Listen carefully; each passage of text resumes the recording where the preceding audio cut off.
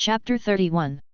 When Robert saw Leonore agreeing to Ed's words, his expression relaxed a little, but he still didn't look good, and scolded him again. "Look at the good things you do." "Yes, yes, my majesty, I have you, and your king's hand have bothered me." Leonore beat Robert. "If you want to thank your king, prepare a martial arts competition for your king." Seeing Leonore surrender, Robert also made a request. "The competition is great." Leonore responded. "I want to give the first place in the competition 50,000 golden dragon as a reward." Robert continued to ask. "A generous king, there are too many 50,000 golden dragons." Leonore rolled his eyes. "Patir never said something like you." Robert was unhappy. "Yes. He didn't spend your money for you.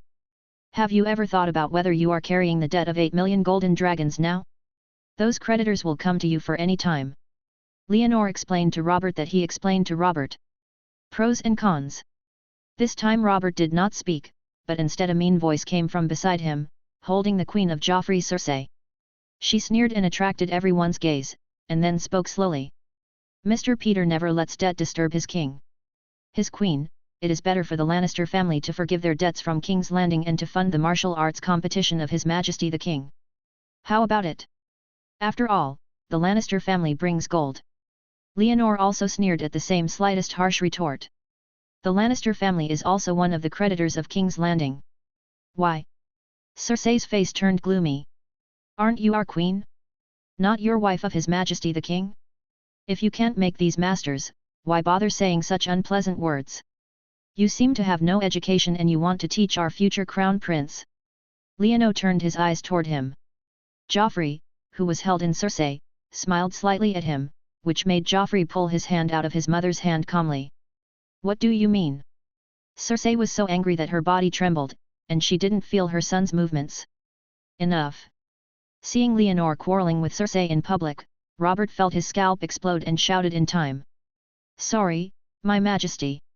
Leonore stopped provoking in time and apologized as a minister.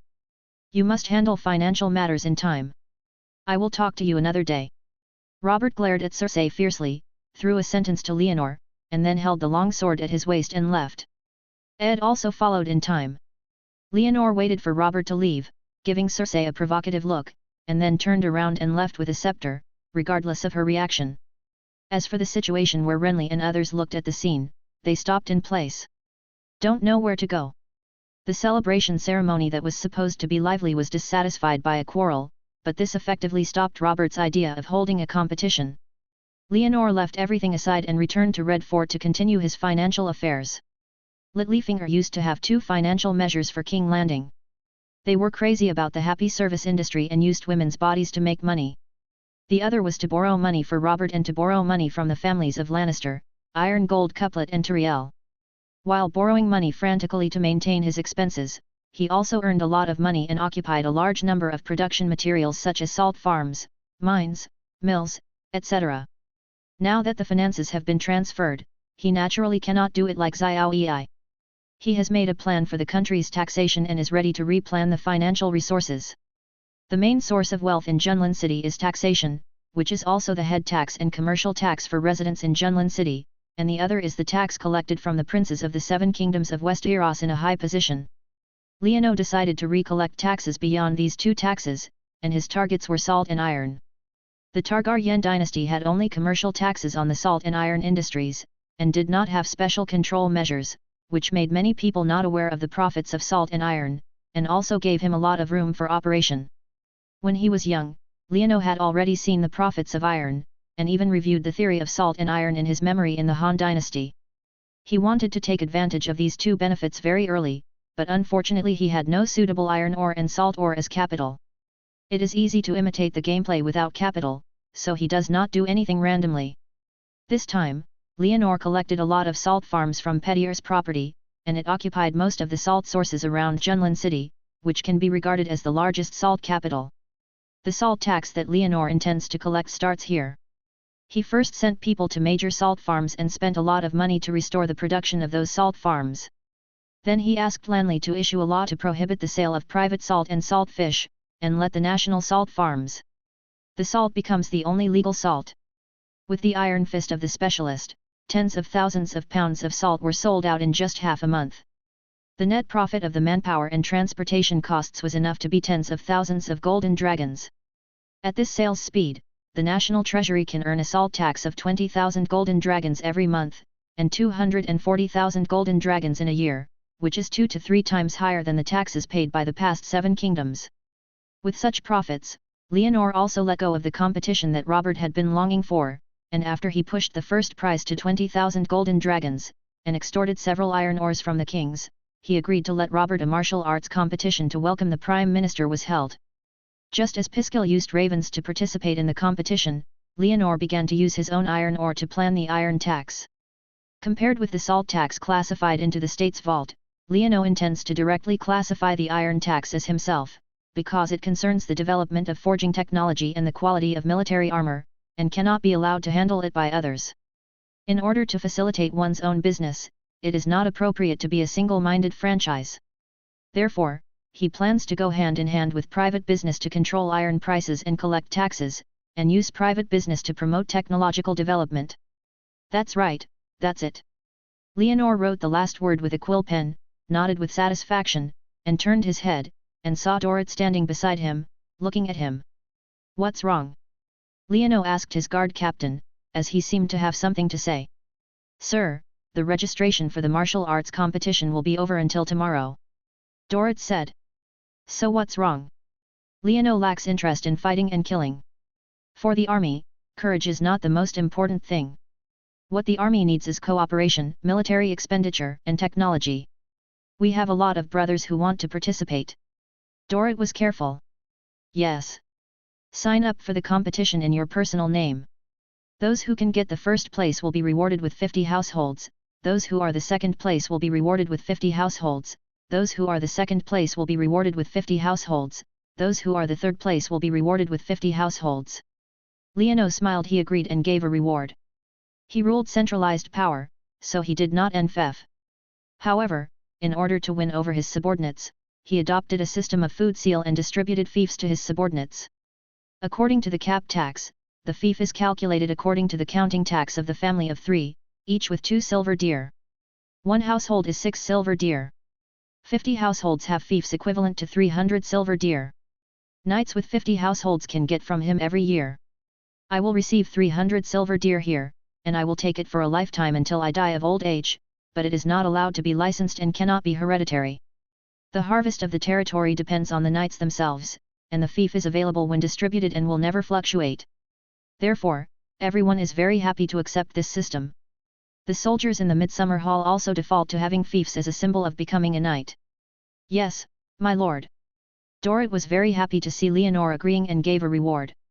If there are many people who sign up, we will conduct an internal selection to allow outstanding people to participate. Leonor did not forget to remind him that there are many soldiers under his command who want to become a knight. Chapter 32. Before heading to the summer hall, Leonor recruited 2,000 soldiers in King's Landing with the opportunity to be promoted to a knight and the treatment of the 2 golden dragons settlement fee. He was originally preparing to take advantage of the opportunity of war in the frontier to give these soldiers the opportunity to be promoted to knights and build his own noble group. Unfortunately, the cover of the Iron Throne was too strong, which led to Don and the Huan area not daring to invade him at all. There is no war in the Midsummer Hall. Although he did not encounter war, he still held competitions such as archery, running, horse riding, stone throwing, and cultural learning.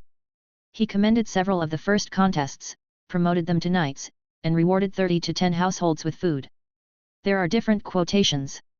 In 4 years, no more than 30 people were promoted to fief knights among the 2,000 people, and the total number of fiefs rewarded was no more than 300 households.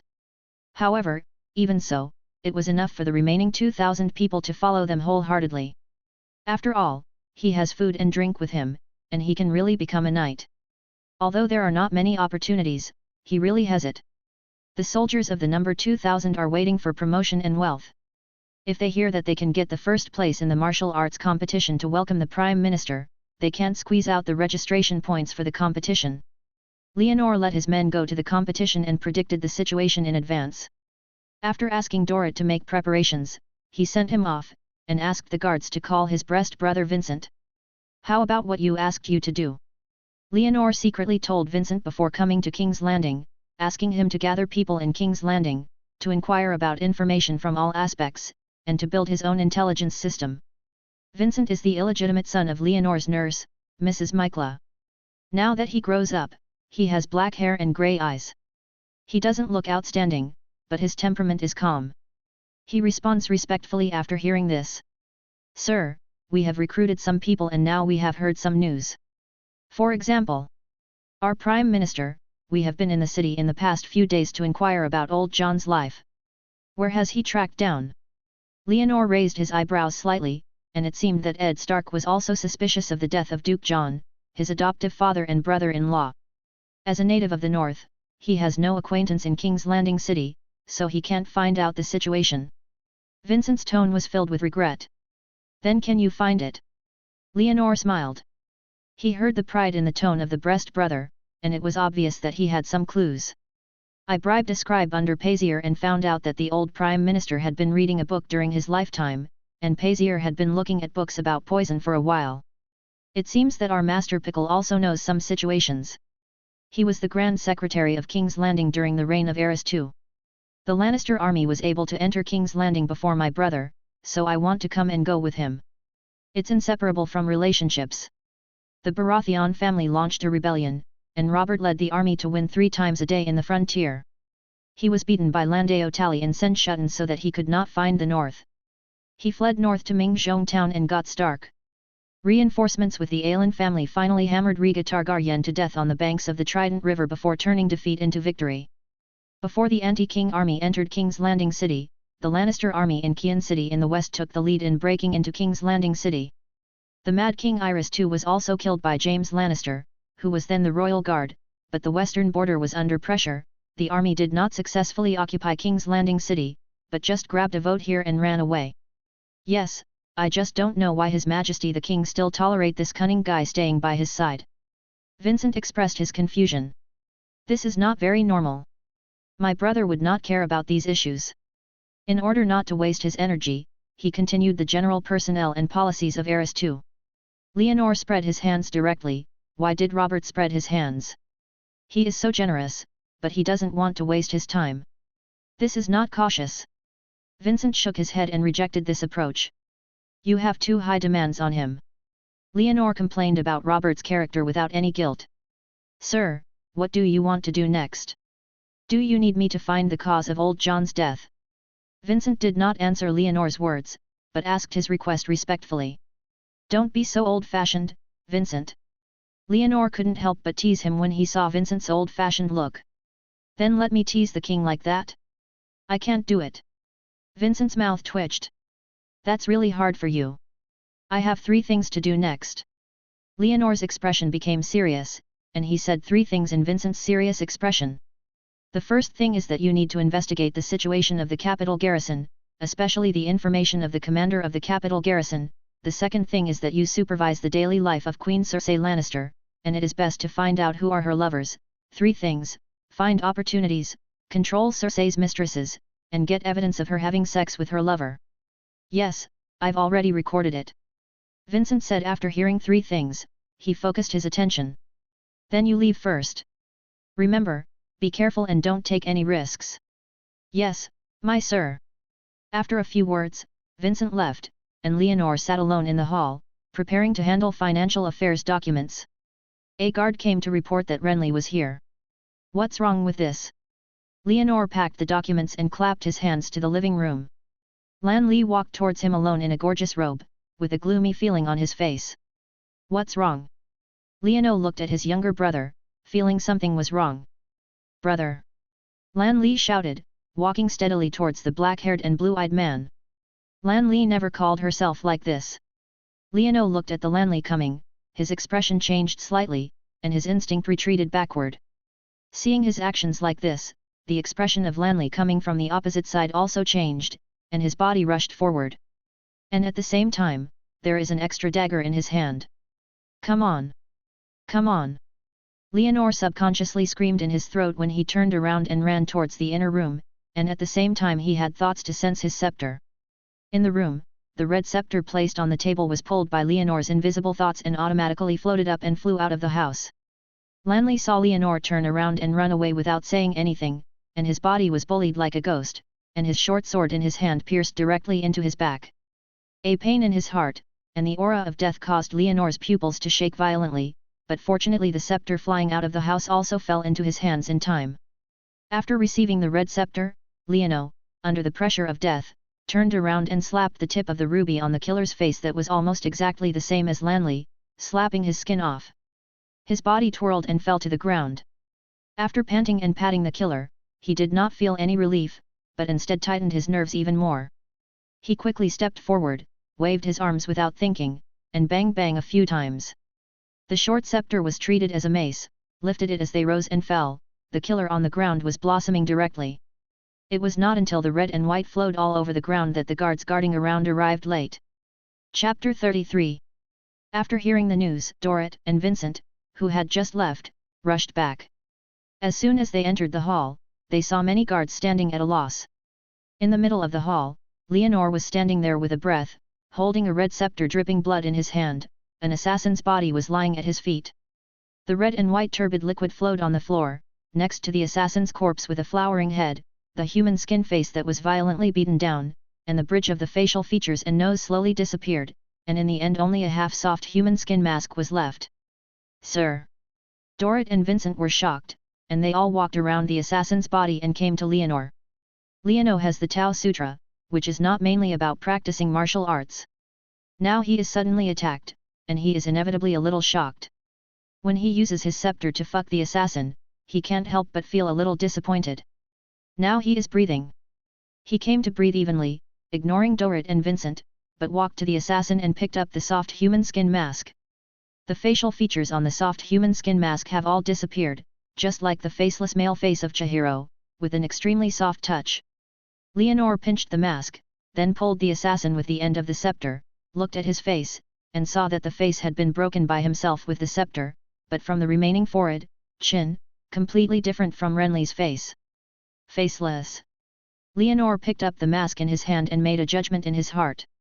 This is the Faceless, an assassin organization from Bravos, a trading city-state of the continental Usos. The assassin organization is said to have been established during the ancient Valyrian kingdom, and believes in a god called the God of Thousand Faces to assassinate people in a way that they accept commissions. It seems that Lisa Tully has made her choice. Leonor didn't need to spend any effort to think about who the person who bribed the faceless man assassinated him. Now the only person who has made enemies with him and has the ability to do so is the mad woman left. Sir! Vincent couldn't help calling again when he saw Leonor holding a scepter and holding a mask in silence. I understand. This assassin comes in disguised as my brother. It has nothing to do with you. From now on, we will improve the guards around me, and arrange all my diet and special guards to be responsible for all my food. The activity route will be arranged in advance every day, and then for me. Report. Leonor asked Vincent to improve his protection. Yes. Vincent nodded with Dorrit.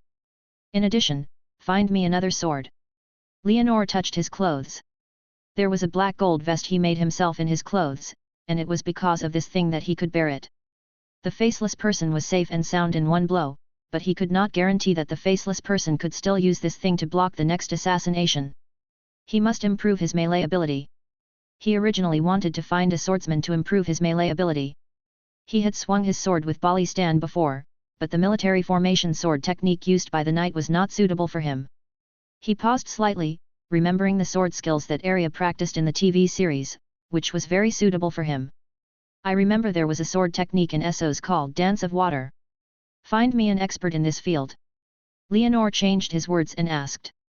Yes. Didn't Lan Li come to me? Leonor asked again, causing the two close servants to look at each other, not knowing how to answer. Just as Dorrit and Vincent were silent, a guard came in from outside, glanced at the scene in surprise, and it took him a long time to come to his senses to report. Your Highness, Duke Lanley is here. Put off these and take Renly to the garden in the courtyard, and I'll find him. Leonor waved his hand and threw the scepter in his hand to Arad in the crowd. Wipe it clean. As Arad bowed, Leonor walked out the door with great strides, his face recovered from the wind and calmness, and he no longer saw the panic and madness of being assassinated just now. Leonor came all the way to the garden of Red Castle and saw Lan Li here. He was wearing a green embroidered gold robe, which was very coquettish. When he saw him, he took the initiative to greet him. Liano, do you know what our Prime Minister is doing these days? Lan Li took the initiative to meet Liano and called him his name. What are you doing? Liano saw Lan Li's name and felt the strange aura on his body, and he felt a little relieved. This is true. He is chasing the cause of John Elling's death. Have you found it? Leonor made a surprised expression, as if he had never known about it. No, but I decided to help him. Lan Li showed a bad smile on her face. Then do you have any relevant clues? Leonor blinked. No, but clues can be created. I know that old John had a servant named Zhuangfu during his lifetime. This man did not follow Lisa Tully back to the valley and was promoted to a knight after old John's death. Lan Li smiled and said his thoughts. Who gave him promotion? Leonor raised his eyebrows slightly. Renly wanted to use Ed Stark as a gun envoy. Our brother, he should have enthroned the knight because of the old John. We can give some guidance to Duke Ed to pay attention to the new knight, and then let him pay attention to this Sir Scholar's unusual. I have a better way, do you want to listen? Leonor raised his eyebrows slightly. I'm listening. Find a chance to let that cultivator die, it's best to let his death be related to Lannister. Leonor couldn't help but smile.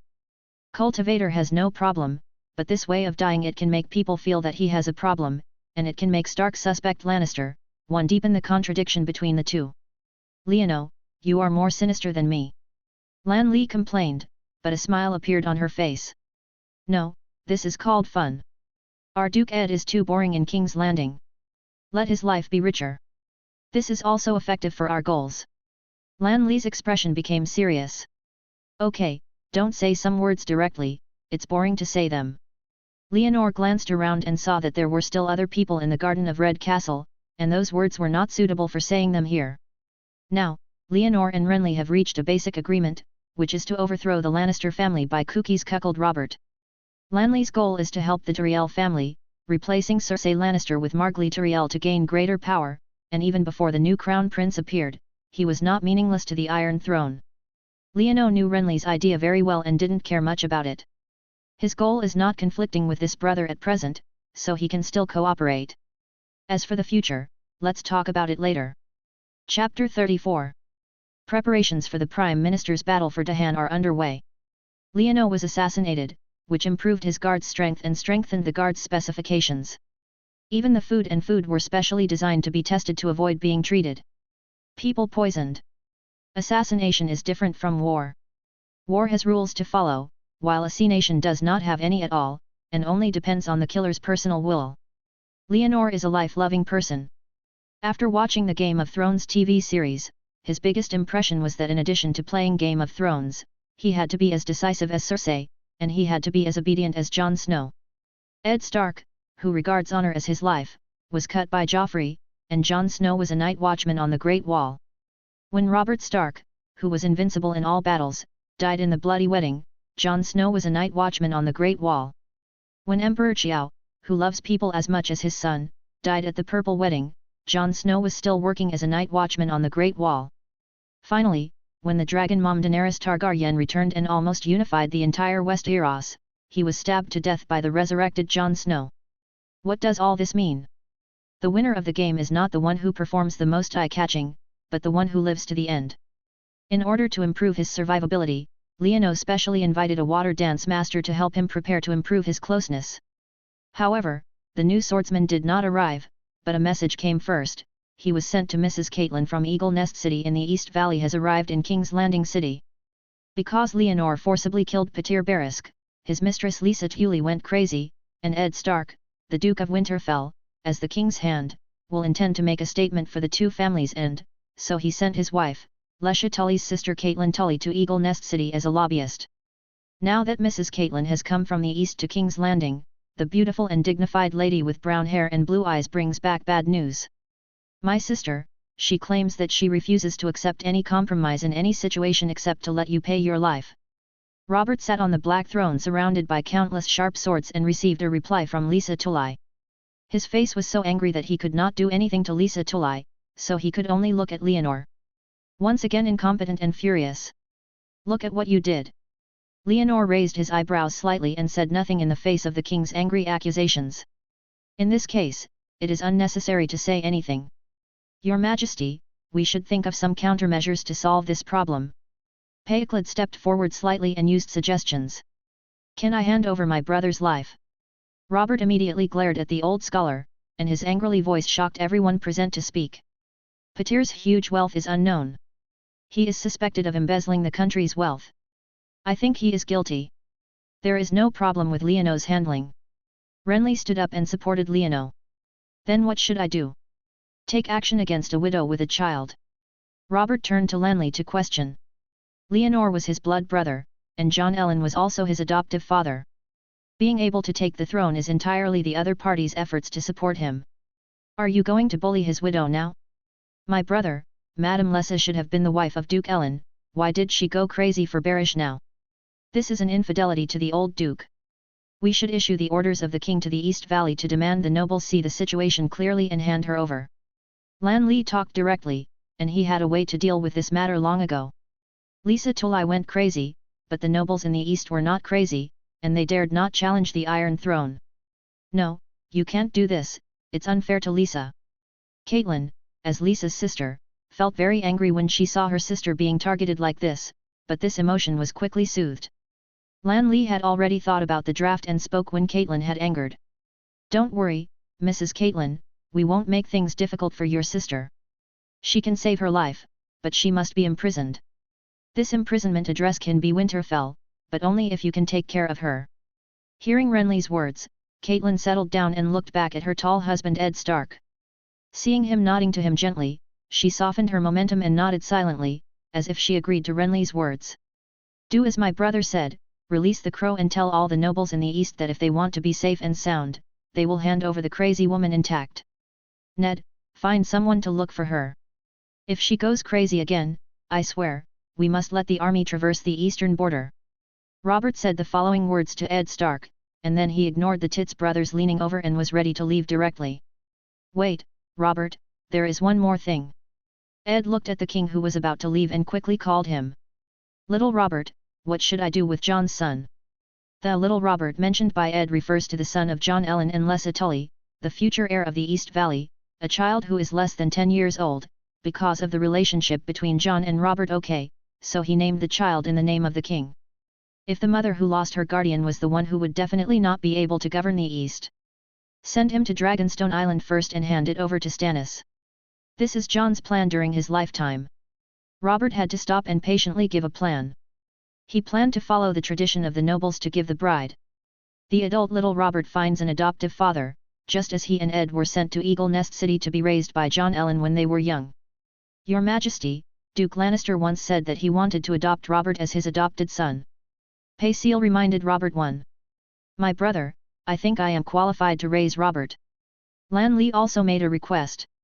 He did not want his second brother Stannis to be able to get the support of the East so easily, and he could not allow his enemy Lannister to get involved in the East territory. According to the nobles' legal system, Robert Ellen will definitely be the guardian of the East and the lord of the Eagle Nest City in the future. As long as he becomes his adoptive father, it means he will control the East, and so let alone Renly. Even Caitlin also pushed her husband. Ed originally thought that it was not a sign of separation from the orphan and widowed mother. After being pushed by his wife, he simply stood up. His Majesty. You. Robert himself wanted to leave, but only when he saw that everyone had solved the trouble of Lessa Tully, he began to compete for custody of Robert Ellen again, and he couldn't help but feel like a big fight. Isn't there anyone who wants to truly bring the East Realm into their own hands? He always only knows how to play the bloodline, and it is a waste of Westeros in their hands. Leonor looked at the guys who began to fight for custody, and was too disdainful to participate in the argument between them. He just stood aside silently, thinking about how to kill Lisa Tully and Robert Little. He does not oppose Lan Li's solution, but he does not have any better way to end the dispute openly. He does not agree with Lan Li's solution, because he does not have the strength to oppose. As for Lisa Tully and her evil seed, he never let the other party survive. The difference is just how to kill it. Chapter 35. Robert Eland's custody is related to the camp in the East Valley. Apart from Leonor, several nobles were unwilling to give up, and King Robert, who was originally planning to adopt Stannis, fell into hesitation. Under the scramble of all parties, Robert also discovered the importance of little Alan. In silence, he gave up his plan to let Stannis adopt the little boy. Then when everyone quarreled for a long time, he looked up and said, "Pick that kid to me." Originally, everyone was arguing that they were more suitable for adopting little Alan than others. Suddenly, when they heard Robert's words, everyone was silent. "That child is brought to me and I will adopt it. In this way, you don't have to fight." Robert looked at the silent people, snorted coldly, got up and left. There was no room for quarrel, and everyone could only disperse themselves. Leonor and Renly walked out of the king's hall with a smile on their faces. He was rarely satisfied with his reaction to his brother. Although he knew that Robert's thoughts were different from his own, it was difficult to get the wrong answers in the process and the correct answers. Xiao Alan's custody is related to the ownership of the camp in the east. The lions in the western front are potential enemies, and it is appropriate to not let them succeed. What satisfies Leonor is that Robert did not allow Ed to adopt little Alan. You should know that although the northern border is a poor land, the residents are brave. Moreover, the Stark family itself is in laws with the Tully family in Hegian. They adopted the Greyjoy family during the Battle of the Iron Islands a few years ago. I heard that the child is the only male in the Greyjoy family today. In this case, the Stark family, together with themselves, already potentially mastered 3 of the 7 major territories in Westeros. If they get support from the Eastern Realm, they will have the ability to rebel. Leono, you didn't say anything just now. On the way between Lanley and Leono, they saw the smile on their brother's face, and they were a little dissatisfied. What can I say? I don't want that little kid. Leonor rolled his eyes. Then you can recommend me and let me adopt Xiao Alan. Lanley couldn't help but say. No need. Leonor shook his head directly. He would find a way to kill the child. If the child died in Renly's hands, Renly's reputation would be really bad. Are you worried that the child will hate you? The child cannot remember things. As long as he coaxes him, the Eastern Realm will become our firm ally in the future. Lanley saw some of Leonor's thoughts. I couldn't help but shake my head. Alls who rely on coaxing will eventually be coaxed away. Leono disdained that he wanted to kill the child, just for his own safety. As for power struggles, he did not rely on the existing system to rule Westeros' plan. Your thoughts are too dark. Lanley felt that Leonor had become unfamiliar. Is it necessary for children? My brother, you don't understand me. Leonor couldn't help but sigh in his heart when he saw Renly's disregard. Lanley felt that Leonor was too dark, while Leonor felt that Lanley had seen less. If he had heard stories such as the orphan of Zhao, sleeping on firewood and tasting gall, he would probably not dare to say this. Both sides had their own ideas, and left without speculation without saying a lot. Leonor returned to his residence in Redford and happened to meet the master of water dancer whom Dorrit invited him back. The invited water dancer master was wearing a light head, a hooked nose, wearing a dark purple top, and looked short and thin, but he stood there with a unique posture. When he saw Lai embroidered with silver and black robe. Anno, a ceremony that is not at all stage fright. Hello, Your Highness, my name is Chilio Frel. Can you introduce your resume to me? Leonor smiled and bowed. I am the chief swordsman in front of His Majesty Bravos. Then why are you here? Leonor was a little surprised. Bravos and Pantos were both trading city-states of Essos, where Neptune was the elected lifelong ruler, and Pantos was with Pantos. The prince is the same, but unlike Prince Pantos who are often found for reasons to sacrifice and behead him, Bravos's Aquaman still has a certain ability to protect himself. As his chief swordsman, why did he appear here? Can I not answer this question? Chilio smiled and refused to answer the question. It's my problem that offends me. Master Frel, don't you mind if I call you that, do you? Leonor waited until Chilio nodded gently before continuing. I want to learn your water dance sword art, when can you start the course? I can start anytime, but can I make a request? Chilio raised his right hand and signaled that there was a request. Speaking. I hope to bring a student to study with His Highness, because I promised his father to become her dance teacher. Chilio felt embarrassed on his face. Who is she? Leonor thought of someone. Miss Arya Stark, daughter of Duke Ed Stark. It's really her. Seeing that Leonor was Arya Stark, who was nicknamed Arya by many netizens, he couldn't help but smile. He didn't expect that he would become a fellow disciple with the other party. I have no problem. Leono agreed to Chilio's request. Judging from his performance in the plot, Arya is not an annoying little girl, and it is good to be a fellow student with her. Your name of tolerance will fly across the narrow sea. Chilio praised. As long as I'm not laughed at, I'll say I'll learn swordsmanship with a little girl. Leonor smiled and said humorously. No, my swordsmanship will give you the ability to shut up. Chilio smiled confidently instead. How many armies can you defeat with your swordsmanship? Leonor couldn't help but tease her, causing the bald swordsman to purse her lips, not knowing how to answer. The sword dance of water is very mysterious. In fact, to put it bluntly, it is a sword technique developed based on the slender sword. It is famous for making the sword's body light and able to dance on the water surface. This kind of swordsmanship is indeed first class, but it is not a battle formation technique. Often, water dancers may not be able to break through the protection of an iron armor for 10 years, let alone fight against thousands of troops. This is the difference between one-person enemy and 10,000 people enemy, but one-person enemy also has the use of one-person enemy. After all, within 10 steps, the enemy will be full of enemies, and the enemy will be angry, and the blood will flow, even if there are thousands of troops and horses. What's the use? Leonor is flirting with him, but he is still concerned when he is studying with Chilio. He agrees with Chilio's requirement to teach Arya Stark together, and at the same time adjusts his work and work schedule and picks out every day 2 hours to practice the sword dance of water. Chapter 36. In the afternoon, the sun shines through the courtyard, and the roses in the flower beds are in full bloom. While the flowers and leaves were swaying, Leonor was wearing a simple outfit, standing on the floor in a golden rooster's independent posture, feeling the changes in the center of gravity of the body, and changing the muscles of the soles of the feet, and moving the muscles of the feet according to the method taught by Chilio. In the shade of the courtyard on the other side, Chilio was fighting a girl with a grey-eyed hair and grey eyes with a wooden sword. The little girl is about 12 years old, with her grey eyes and agile expression on her face. She holds a wooden sword in both hands and slashes at Chilio in a less formal and fierce posture. He skillfully flashes by and then takes it. The wooden sword stopped his wrist and chest with his fingers, or simply blocked the sword and directly seized the opponent's weapon. Teacher, teacher, I want to learn to dance. After Arya was disarmed, she started calling out, completely different from her previous arrogant look. Dance is a solemn thing.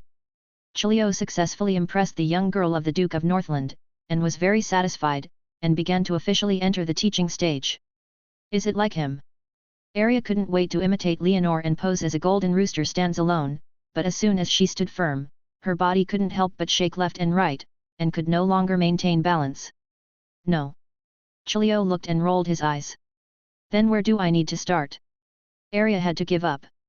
Silent as a shadow, light as a feather, as fast as a snake, as steady as water, as soft as silk, as fast as rabbit, as slippery as eel, as strong as bear, as unmoving as stone.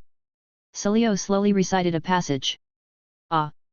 Arya only regretted that she had fewer ears, and that sentence was too long for her.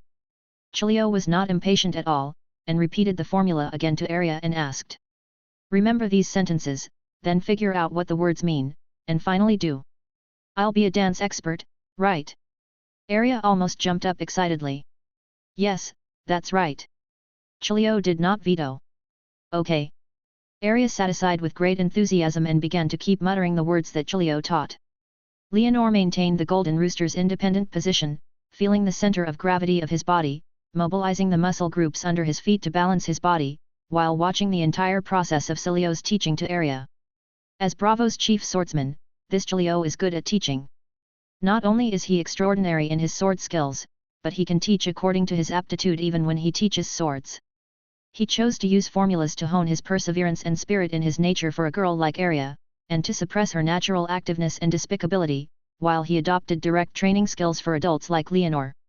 Water dance has extremely heavy steps in swordsmanship, so he taught Leonor to use the unique skills of the golden rooster to balance the body with the muscles under his feet, which is to exercise the muscle groups on the soles of the feet and also exercise the body's center of gravity balance transferability.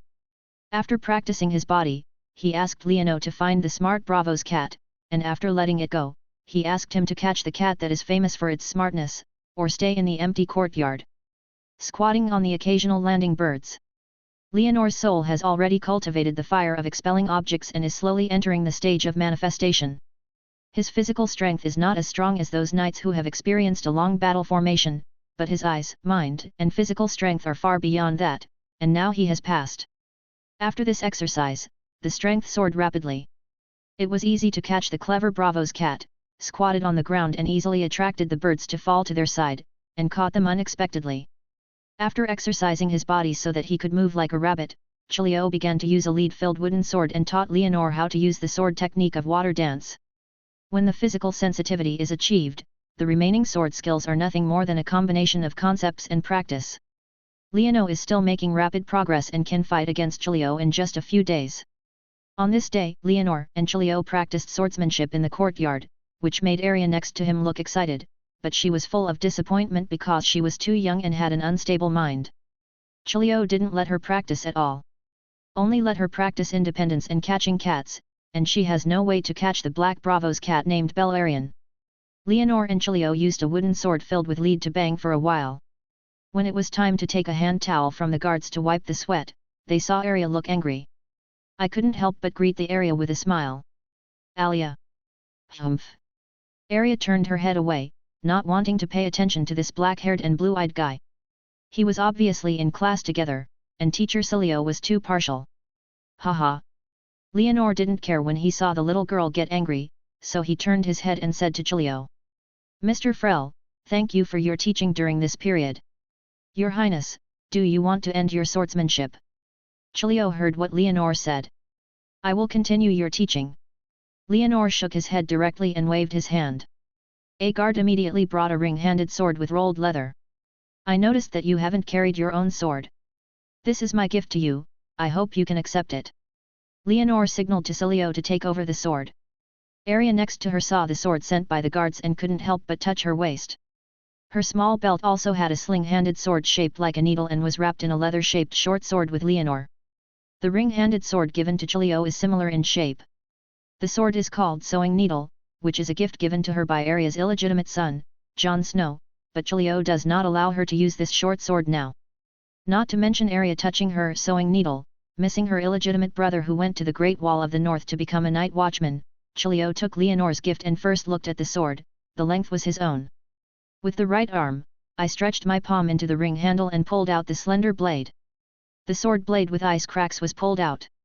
As Chiliot made a stabbing action, Yin Liang's sword body immediately arched and then collapsed again, causing the sword tip to sniff. This sword should only be comparable to Valyrian steel sword. Cilio waved his arm, picked up the tip of the sword, and sighed as he looked at the sword body that looked like ice cracks. This sword was never felt in terms of strength and toughness, which reminded him of the legendary Valyrian steel sword. This sword is not as good as the Valyrian steel sword. Leonor shook his head and refused. This sword was an ice-cracked steel sword. He used thousands of kilograms of iron. Ice-cracked steel is made of cast iron clamped with cooked iron, and then quenched and annealed with pine charcoal powder and secret medicine.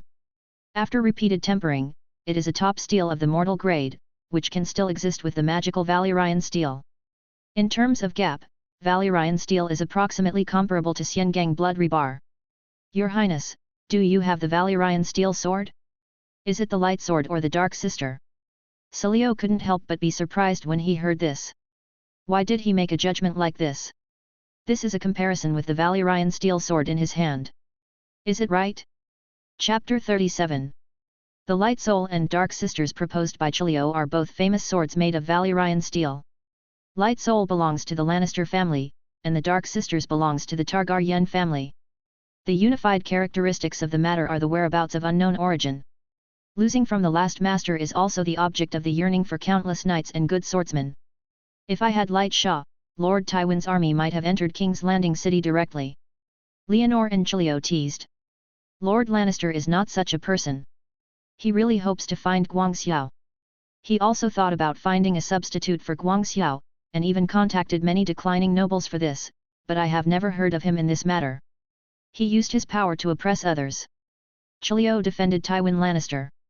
With Lord Tywin's character, I'm afraid I'm embarrassed to take out the sword I took through that kind of means. Leonor was just a joke, but when he saw that Chiliot was taken seriously, he could only explain with a smile. Tywin is a well-known person. He knows the consequences of doing that kind of thing. Even if he buys a sword, he will lose face of the entire Lannister family. The old lion will never do this. Leonor himself was just a joke and was not willing to get involved in it, so he continued. If the sword is not used, it will be the same as scrap iron and will be corroded by rust. Valil steel won't, that kind of steel won't rust. The swordsman from Bravos had a different kind of seriousness towards the sword. Seeing this, Leonor walked around the topic again and pointed at the stinging sword in his hand. Master Chilio, you can now give this sword a name, and it belongs to you now. Just call it Flashing. Chilio raised the stinging sword in his hand, gave him a name, and accepted the sword. After naming the sword, Chilio regrouped the sword into the leather bag and put the sword directly to his waist, as if the sword should be there. Your Highness, are you missing a sword guard? Chilio, who was wearing a stinging sword on his waist, shook Leonor's chest and made a request. Are you not going to go back to Bravos? Leonor was a little surprised. He gave the sword to Chilio on a whim, but he didn't expect the other party to propose to surrender. His Majesty Antalion, whom I serve, is about to be ordered. He fired me not long ago and asked me to come to the Kingdom of Knights to find a new employer for myself. Chilio told his experience truthfully. Leonor thought slightly. Although Chilio was just a swordsman, he had excellent knowledge and enlightened thoughts. Perhaps he was a good man, but he could not just accept him casually. Then what do you want to get from me? Leonor asked. The king chooses his ministers, and the ministers chooses his kings. If there is a conflict between the goals of both parties, it is not suitable. I request to have a place by your side. I will do my best to protect your safety. As for the reward, you have given it to me. Chilio slapped the flashing sword on his waist. If I could make another request, I hope to have a house and enough money in King's Landing that I can teach my sword skills to more people. This means that it is necessary to promote the sword dance of water, which is an acceptable existence. Leonor and Chilio had been together for a while and had a good impression of him, so they agreed directly. Yes, I will fund you, but it's not now. I have a lot of things to do in King's Landing City and I need guards around me. Is it a martial arts competition that His Majesty Robert is about to hold? Chilio was confident. What do you think about this? Leonor looked a little sideways. Chilio was showing his thoughts to himself. This guy is not a simple swordsman in Bravos. Well, how can an ordinary swordsman make him? The Stark family in the north has hired as a professional teacher. His Majesty Robert is not a good king. Chilio said it very bluntly. I have a very pertinent evaluation, my evaluation is even lower than you. Leonor did not care about Chilio's guilt of offending the king, and he didn't like that brother much, but he was lucky. Duke Ed is not a good prime minister either. Chilio added. That's my dad. Arya waved her arms next to her to express her presence, expressing her unhappy with the teacher's evaluation. No, this is a fact. Arya, you have to learn to recognize that your father is a good person and a good prime minister from him are two different things. Chilio did not avoid Arya, and was very serious. Said to her. Arya thought for a moment and finally nodded pertinently. I also think he is not suitable to be prime minister, and he is not willing to be prime minister. Okay. Seeing Arya's serious and filial look, Leonor couldn't help but twitch the corners of his mouth, and gestured to Chilio, intending to pause the conversation first. Chilio also knew that Arya was a very smart child and some words were not suitable for him to listen to, so he simply obeyed Leonor's words, turned to the little girl and said. Alia, you're off today. Why? Arya directly threw out a golden question. Mr. Chilio, you'd better continue teaching her. Leonor had a headache with the problem girl, so he didn't have to finish the course. Some words could be discussed after class, and there was no rush. As you wish. Chilio got Leonor to speak without hesitation, and immediately changed his words, as if he was already a guard who only obeyed the order of his employer. Leaving the venue to Chilio and Arya, Leonor turned around and returned to his courtyard and calculated the accounts for a while. He has now all run the salt fields left by Xiao Finger, producing nearly 20,000 pounds of salt every day. These salts are transported to designated stores for sale, transformed into copper and then into pieces. The silver deer and golden dragon were eventually sent to the National Vault for storage. The salt industry's specialized policies have greatly filled the Junlin Vault. Leonor now plans to add several salt farms to the beach. He wants to increase salt tax revenue by increasing the production capacity of salt, and at the same time, the control of the iron smelting industry must also be put on the agenda. His salt industry relies on the salt field that was violently seized from Zyja, and then monopolizes with the king's power and military strength. This method does not apply to the iron smelting industry. Torbumat. Leonor knocked his knuckles and recited a name. This is the best blacksmith in King's Landing City. He once studied in the trading city-state Kohal, claiming to have mastered the manufacturing Verlia steel spells and techniques, but this is just a rumor. Not to mention the iron smelting technology, as far as Leonor is concerned, this blacksmith with a background in Kohal is the first in the iron smelting industry in Junlinchange. If he wants to master the iron smelting industry, then it can't be avoided. Coercion or temptation. Chapter 38. Ding ding dang dang, the hammer fell regularly on the burning iron bars, slowly knocking it into shape, shaping it into a vague shape of a sword.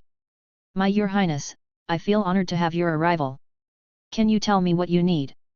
Tobumat, who was wearing a leather apron around his waist and a thin chin, looked at his black short dress with pants with flattering eyes. Leonor. I need you. Leonor looked at the apprentice who was wielding an iron hammer. He was a boy who was 13 or 14 years old. He had long hair and blue of his own color.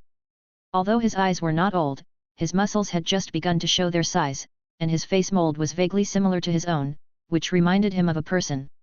Ah! The blacksmith with sparse stubble saw Leonor staring at his apprentice gently and saying strange words to him, and he couldn't help but show a strange expression. He had always heard that the nobles were about the same sex, especially the same sex. The boy has a special affection. Don't have this expression, I'm not that kind of person. Leonor turned his head, saw through the blacksmith's inner shock at first glance, and explained what he had just said. I believe in you. Tobumat nodded with an affirmative expression. What does your belief have to do with me? Leonor rolled his eyes, pondered for a moment, and instead of continuing to entangle, he asked a question. I heard you would make Valyrian steel. You know, I have been to the city of mages, lived there for a long time, and I spent tears and sweat, and finally learned a lot of iron smelting skills. The city of mages, the nickname of Kohal, is famous for its popularity of divination and blood magic as the Asian Xia in the east. Kokar was one of the colonies of the city-state of Valyria in ancient times. After the destruction of ancient Valyria, he gained independence. Now he believes in many gods, mainly one of which is called Black Goat.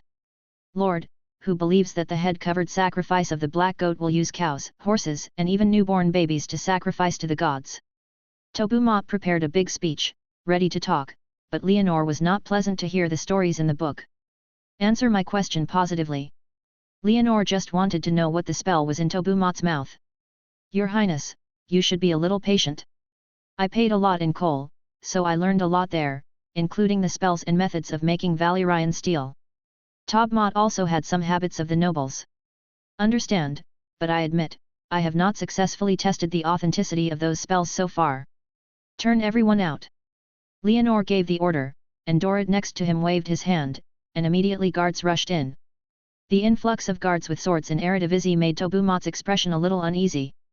When the apprentice who had made the blacksmith and the others were driven out by the guards, Dorrit finally left and brought the door. At once, only Leonor and Tobumat remained in the shop. Leonor turned his attention to the blacksmith. Your Highness, you can't do this. Tobumat was alone, with surprise and struggle on his face. His skills can be regarded as a scorpion cake in Westeros, the only one, but in the face of such irrationality as a nobleman the class really has no way to use it, and it will be beheaded. Tell me. Leonor only gave one sentence. He asked Tobumat to make the condition, so that people would not feel that Leonor bullied the weak with his strong. This damn nobleman. Facing Leonor's oppression, Tobumat was forced to have no choice but to tell the method and spell of Valyrian steel. It was an unverified ritual. It required the use of living people as sacrifices, and combined with that spell to smell iron, which could turn ordinary steel into Valyrian steel. I asked you to make the conditions, not to let you explain it directly. Leonor was amused and laughed by the blacksmith's straightforwardness, but he also felt that the noble name was sometimes useful, so he thought for a while and said. From today, your blacksmith shop will provide the kingdom with 5,000 pounds of iron ore every month. At the same time, everyone will start working to create armor sheets for me, and the drawings of the armor sheets will be sent to you. Sir, you can't do this. Tobu Mott cried soon and forced himself to hand over the iron smelting method of Valyrian steel. Isn't it enough? This is a business. How much does it cost? You can make a quotation later. Leonor did not make things difficult for Tobu Mott, but threw him an order, one that would make him rich orders. Ah! Tobu Mott was so surprised that he couldn't come back to his senses.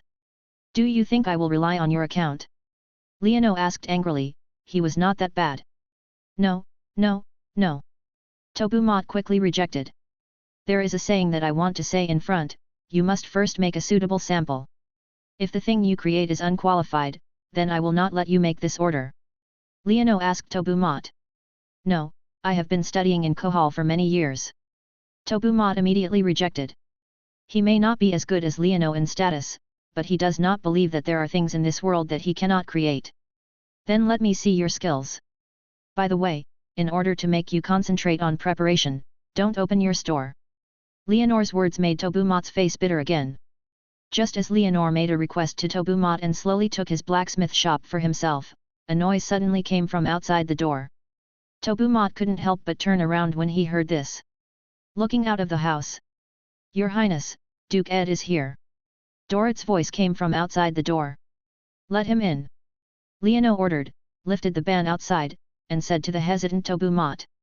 You can try to tell Ed Stark what I did to you, he is a fair person who will stand up for you. The words of the clouds and the wind slight made the blacksmith tighten his scalp and quickly shook his head and smiled. Your Highness, no, no. With a smile on his face, the blacksmith cursed in his heart. The king eats the table and the prime minister shits. These nobles are all the same. Stark in the north is a barbarian and aristocrat, and they are all the guys who should eat shit. Haha. Leonor replied with an indifferent chuckling. Not to mention the blacksmith's inner curse, the guards outside the house lifted the ban, and Duke Ed, who had a long face, walked in strode. He looked at Leonor, who was alone with the blacksmith in the house, with a puzzled expression on his face. Your Highness, why are you here? Mr. Stark, I have a deal to do with Mr. Mott. Leonor explained. You must have the beautiful qualities that a noble should have. Ed looked at the blacksmith boss with a grievance and warned Leonor. Yes, my brother. Leonor didn't care, and even raised his voice and called him brother, which made Ed show a restrained and confused expression, and he didn't know how to respond for a while. Chapter 39. When he was a teenager, Ed was sent to the East Eagle Nest City by his father, Duke Rickard Stark, as an adopted son. He was raised by the late old Prime Minister John Ellen, two of them. It is considered a brother who has been a charity, so Leonor has the title of brother. Logically speaking, if it were usual, Ed would definitely not accept such a title. After all, in the education he received, there is a difference between the monarch and the subject. As the royal family, Leonor has a respectable status. Even his colleagues should be called Your Highness. It's a strange feeling to be called brother by such a noble person, and it seems proud and intimate. My brother, what's wrong with you coming here today? Leonor asked Ed's purpose, but he remembered the blacksmith elementary apprentice I just saw. Has the Prime Minister finally found the clue? Leonor thought Ed found the clue that Robert was wearing a hat according to the plot, but he did not expect Ed, who was opposite, to take out a dagger with a bone-like handle from under his robe. I want to ask Master Mot, where is this dagger? Ed pulled out the dagger with the bone-like handle in his hand, revealing the arc-shaped blade that was dark but wrapped around his eyes. Though Mot, whose face was full of grievances but his heart kept twisting, looked up and saw the blade of the dagger in Ed's hand, and his eyes couldn't move away. Verily a steal. Leonor also recognized what Ed had in his hand, and at the same time he roughly remembered that he had already slaughtered Xiao Yi. What, by the way, Xiao Yi must have assassinated Xiao Yi before his death. Bran's killer sent out. Yes, it must be like this. Ed is looking for the owner of this dagger, which means that the situation in the north is still happening as usual. Bran still fell off his leg, and he was still maintaining his Green Prophet's destiny. Is this Valyrian steel? Ed showed a surprised expression. Isn't your ice the Valyrian steel sword? Don't you recognize it? Leonor couldn't help but twitch the corner of his mouth when he saw Ed's confused expression. The Stark family didn't seem to use their brains very much. No wonder I see this dagger very familiar. Ed looked down at the dagger in his hand when he heard Leonor's words, showing an expression of sudden enlightenment. Mr. Ed, where did your dagger come from? Tobu Mot stepped forward to ask. His tone was a little excited, and he wanted to bring the dagger to come. All the equipment made of Valyrian steel, it is priceless, especially weapons made of Valyrian steel, which are basically priceless. As the number one person in power in the West, Tywin is difficult to get a Valyrian steel sword. This is exactly the question I want to ask you. Ed asked Tobu Mot. He was here today because he was interested in Tobu Mot's blacksmith's craftsmanship and wanted to ask him about this dagger. Who is the master? Valyrian steel is a treasure. Many families with such swords are secretly kept in touch. How could he know? Leonor sneered directly. Who said it? Tobu Mot was not convinced by Leonor's words. Then, who do you think this dagger belongs to? Leonor looked at the blacksmith with his eyes squinted. I don't know, but I can guess who his master is probably. Who?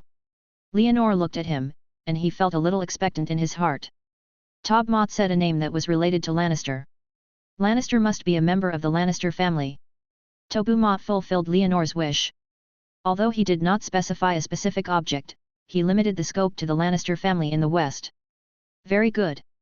Leonor immediately felt sure when he saw Tobu Mot say Lannister, but turned his head and saw Ed's confusion and thinking expression, and felt that this was too obvious, so he pondered for a moment and shook his head with a smile. You are so stupid. Who doesn't know that Duke Tywin has always wanted to find Guangxiao again, or find a replacement for Guangxiao?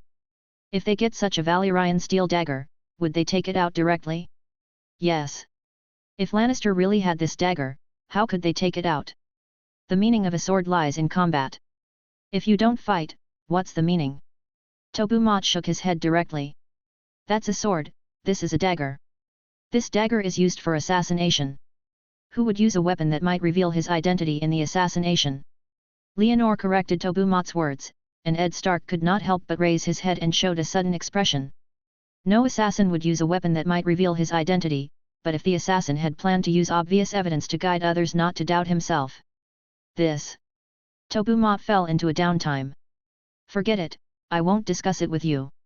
Master Mot, remember what I told you. Seeing that the discussion was almost the same, Leonor directly grabbed the topic, threw a sentence and left.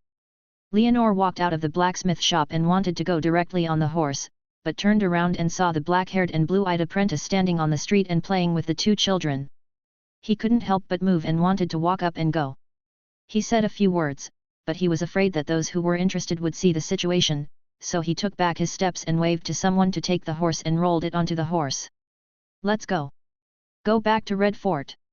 Leonor greeted him, directly urged the reins and drove the horse away. Dorrit and other guards also rode their horses to follow him.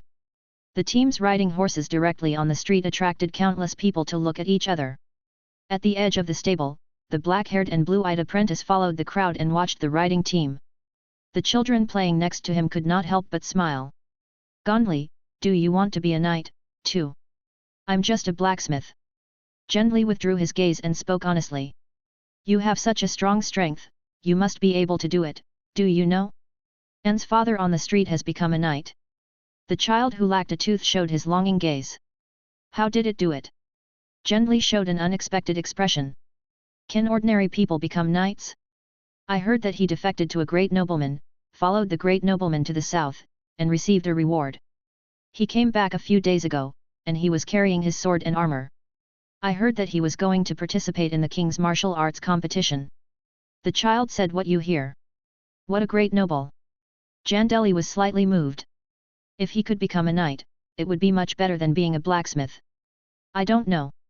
I just know that he is a very large noble, and he seems to be a prince. Fake it. Gendley felt that things were not very real. It's true. I also looked at his sword and armor. Seeing that his companion didn't believe his words, the child quickly proved himself with his own experience. We also have swords and armor here. Gendley laughed. He saw a lot of swords and armor at Master Mot.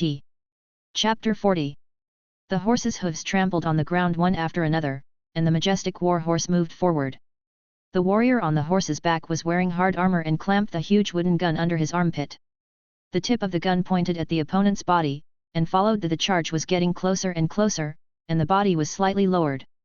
With a click, as the wood chips flew up, two huge night guns broke, and two war horses passed by. A knight threw the broken gun in his hand off the horse, reached out and lifted up the protective armor of the barrel-shaped helmet. A rough face full of beard reveals Greg Crigan, a family that raises dogs for the Lannister family in Kian City, Western Region. People call this Crigan knight another name, Demon Mountain. The Demon Mountain sat high on the war horse, holding its head up and tugging at the reins lightly. Behind him, the opponent's war horse slowly stopped. The knight slid down from the horse's back, facing the sky, and rolled up a deformed guard in front of his chest.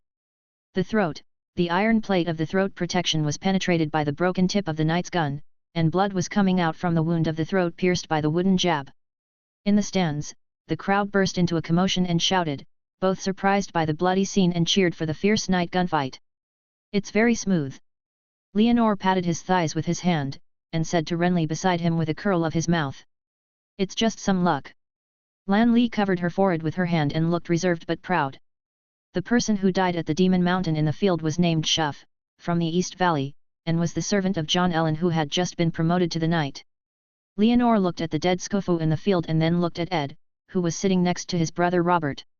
Sure enough, he saw confusion and suspicion in the face of this Duke Stark. He got up and squandered his strength to find out the cultivator, but he was killed in front of him, and died at the hands of Lannister's vassal. "When do you think they can fight?" Lan Li asked in a low voice, referring to the Lannister family and the Stark family. "You are so proud, my brother." Leonor reminded Lan Li to pay attention to the occasion and not to talk about important matters in such a crowded place, as it is easy to be heard. "You have many subordinates who participated in this competition, but there was not one of them in the gun competition." Lan Li curled her lips and mentioned another thing. Leonor's Midsummer Hall selected a group of soldiers to participate in this competition. But there was no one who entered the gun competition. "This bloody competition has no meaning at all." Leonor expressed his thoughts. "His soldiers are all from practicing swords, formations, and bows and arrows. They occasionally have equestrians and driving. However, they have to compete with those knights who have practiced fighting for more than 10 years in equestrians and guns. It is just a waste of their lives. Therefore, it is prohibited to participate in the competition. Soldiers cannot grow without being baptized by blood." Lan Li felt that Leonor was too naive and it was unrealistic to win without bleeding. Let him. Leonor still felt that gunfighting was a private fight, and soldiers should quit private fights and public fights. The martial arts competition is still going on. After several days of fierce competition, the archery competition, group battles and swordsmanship have successively won the championship. Among the 3 competitions he participated in, Leonor's subordinates selected from the Midsummer Hall only performed well in team battles and directly won the championship. As for the archery competition and swordsmanship competition, he directly won nothing. Although he gained very little, Leonor was still satisfied overall, because most of his soldiers were from down and out nobles and civilians.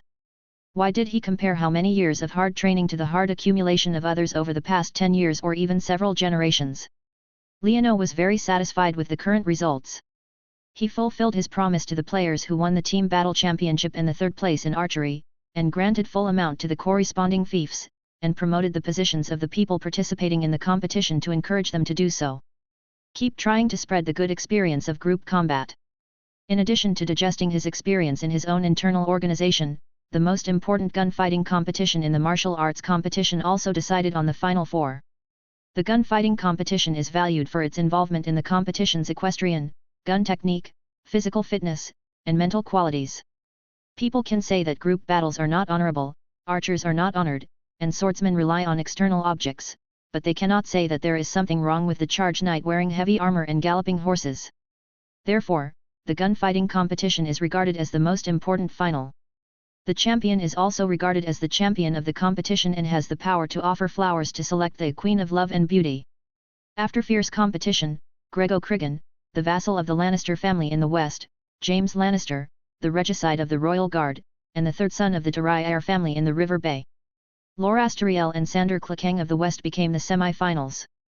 "I'm sure to win, my brother. If I were you, I could throw a bet on Lolas now, so I would definitely make a big profit." Lan Li looked proud to Leonor with a look of honor. "Suggestion. My brother, you have to see clearly."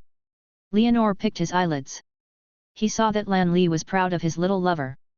The other 3 people in the semi-finals are Lannister, Leonor's words made Lan Li's originally happy expression collapse, but he quickly held on. This is a gunfight, a glorious duel, and the number of people is meaningless. Even if Loras wins, he can't give you his flowers. Enough. Renly broke the defense directly. Who asked you to provoke me first? Leonor curled the corner of his mouth. I'm a suggestion. Lanli tried to find a solution for herself. I'm just reminding you some facts, too. Leonor showed an indifferent expression. Leonor is fighting with Renly, and the game is in full swing. Lorasteriel defeated Demon Mountain with a mare in heat, while Sandor Clegane defeated directly head-on after the regicide James Lannister. The brave fight of the four made everyone on the field intoxicated and cheered. In the final four, everyone showed their style in the duel, and as Leonor watched, he gradually improved the gunfighting game. Leonor himself has always scoffed at the battlefield generals, and always felt that this kind of personal fight was a private fight. However, as he was on the audience stage, he saw that he was obviously just four human-shaped cans running against each other and had no highlights. Countless onlookers cheered, and hundreds of people were in their moods one after another. Suppose this is a battlefield, and four iron cans, including Demon Mountain, are enemies, and hundreds of spectators are their own soldiers. Even if they have 100 ways to command hundreds of people to defeat the four iron cans, Leonor is expected to end. The one who lost must be himself, because the audience of hundreds of people had no morale at all. The four iron cans, including Demon Mountain, look bulky, but as long as they charge, even 100 times more enemies will be dispersed and driven away. Faced with the feeling of oppression from the horses, those who can turn around and run have good psychological qualities. Most people may have weak legs and cannot run even if they run. Leonor for a moment understood the powerlessness of the Song and Ming dynasties in ancient China facing the northern nomadic peoples. Chapter 41. After watching a match between the strongest knights in the world, Leonor suddenly realized that his idea of farming in the past was very naive. It's not that Leonor did not use the existing knights as imaginary enemies to train the army. He designed the way to deal with the phalanx and chariot formations for the heavy armored cavalry, and focused on training the various methods of the troops, paying great attention to discipline. Achievement, but everything is still theoretical. Just as Lan Li said, his soldiers have not shed blood so far. If they really go to the battlefield like this and meet a team led by a guy like Demon Mountain, it is hard to predict whether they can survive several rounds of charges. Leonor was conceiving various ways, and suddenly a warhorse neighed in his ears, followed by a roar of people. Before he could look up, he saw Renly jumping up next to him. What's going on? Leonor didn't bother to press Lan Li, and looked at the field with his eyes. He saw that the black horse riding by Demon Mountain had already had 2 pieces of corpse, while Demon Mountain, who was wielding a blood-splashing sword, was killing it. After riding his own mount, he headed straight for Loras riding. No. With Lan Li's scream, the adult wide sword swung heavily, and the head of the horse riding Lolas was directly cut off. The neighing sound of the horse stopped abruptly, and the unexpectedly abrupt Loras was overturned. When he came to his senses and raised his head, he saw that the big sword dripping with blood had already chopped over. Clang! 2 big swords intersected in the air, making a dull and crisp sound. A rough man with a half-faced face seemed to melt and held the slash of Demon Mountain with his sword. A dull roar came from his throat, and Motion saw clearly the man who stopped him, and his expression became even more angry. Sandor Clegane, the second son of the Clegane family who blocked the Demon Mountains, was also his younger brother. Because of his cruel and indifferent execution of the master's orders without any condition, he was given the nickname Hunter Dog. Demon Mountain became particularly angry when facing the blockade of his younger brother Hunter. The sword in his hand swung and fell, and cut out 3 swords in succession. The sword held by the hunting dog steadily took it. Clang clang clang, the giant swords crossed the sparks, and the hunting dog's face, which was half burned, became gloomy, and his head almost subconsciously wanted to shift backwards to avoid the tiny Martian particles. Enough! A slightly hoarse roar spread throughout the field, suppressing the gathered guards and stopping the gloom on the hunting dog's face. The burned hunting dog heard the scolding sound and subconsciously took a step back, almost avoiding his brother's sword blade, and then bowed down in the direction where the scolding sound came. The person who stopped him was sitting in the center of the stands. King Robert Baratheon. Demon Mountain cut the sky with a sword, looked at his younger brother who was kneeling down, and then looked at the fat king on the stage, throwing the giant sword in his hand to the ground, with anger on his face. He looked down on his younger brother's obedience, but he had to surrender. Following the power of the Fat King. Irregular. Leonor saw that the situation on the court had basically settled and jumped out at the right time. He wanted to take advantage of the opportunity to kill the Demon Mountain, but before he could take advantage of the situation, he was yelled by Robert next to him. The sound interrupted. Enough, I said enough, it means everyone, and I will also ask you, Leono. Robert stopped Leono. Leono turned his head and looked at his brother, his eyes becoming innocent. Why did this brother look like he knew this? He knew what he wanted to do? This game ends here. Magic Mountain, you violate the rules of the competition. I deprive you of participating. Get out of my sight, the farther you want. Hearing Robert's words, the rebellious Demon Mountain looked dissatisfied, but he still picked up his big sword and left the field without looking back. What a pity! Leonor watched the general of the Lannister family escape from the front, and couldn't help but feel regretful. The great opportunity to cut off Lannister's wings slipped away in vain. His brother probably had forgotten the previous dealings with Lannister. I have an idea. Robert is like this, just by hand. Due to the king's obstruction, Leono had no way to deal with Demon Mountain, so he had to sit back and pull the terrified Lanley back to his seat. How could he let that bastard go? Lanley came to her senses and sat next to Leonor and expressed his dissatisfaction with Robert with a low roar. The bastard almost killed Loras. Don't you understand? He doesn't have that determination. Leonor spoke expressionlessly. After a while of speech, Lanley said muffled, I will never let that guy go. His tone was still unhappy, as if he had the urge to bite the Demon Mountain. Leonor knew that he was angry about Loras being almost killed, so he comforted him a few words, but was thinking more about how to strengthen it. Military power. If you fail to kill the Demon Mountain and cut off a great combat power of the Lannister family, you can only increase the pressure on your body to meet the future. There was a Demon Mountain who did not follow the rules to draw his sword and kill the horse. The martial arts competition made a bend before the climax of the decisive battle that should have arrived, but fortunately, things were different. Loras almost died under the sword of the Demon Mountain. He was still scared and did not dare to force himself to compete with the hunter. Therefore, in the final against the hunter, he chose to admit defeat decisively and announced to hundreds of nobles with his hand. He was the champion, ended the competition decently, and received cheers from countless girls in the boudoir. As the champion, the hunter was held by Loras as the champion, and for obedience to the king and helping Loras in critical moments, it won the recognition and cheers of the audience, and obtained the highest honor and a bounty of 20,000 golden dragons. The team from the Midsummer Hall won the team battle championship, the nobleman Bane Dondarrion won the archery competition championship, and the final swordsman was won by a red-robed monk wielding a flaming sword. The competition ended successfully. Robert completed the competition he was thinking about, and news came from the east on the other side that Lisa Tully was given the old nobles in the east at the Eagle Nest cities such as Rehus of Runes and Waywood of Iron Oak City. The siege was forced to remove the military equipment of Eagle Nest City. He was captured and sent to King's Landing.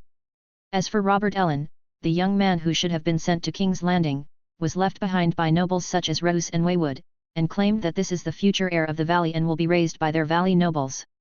I want to cut off these bastards from the east. Robert was furious at the disobedient nobles of the east and roared at the imperial meeting. Robert was very angry, and then he got angry. After that, he should hunt and drink. He could not really attack the valley. His mood had not reached that level. Leonor was speechless about the performance of this brother. He even doubted himself.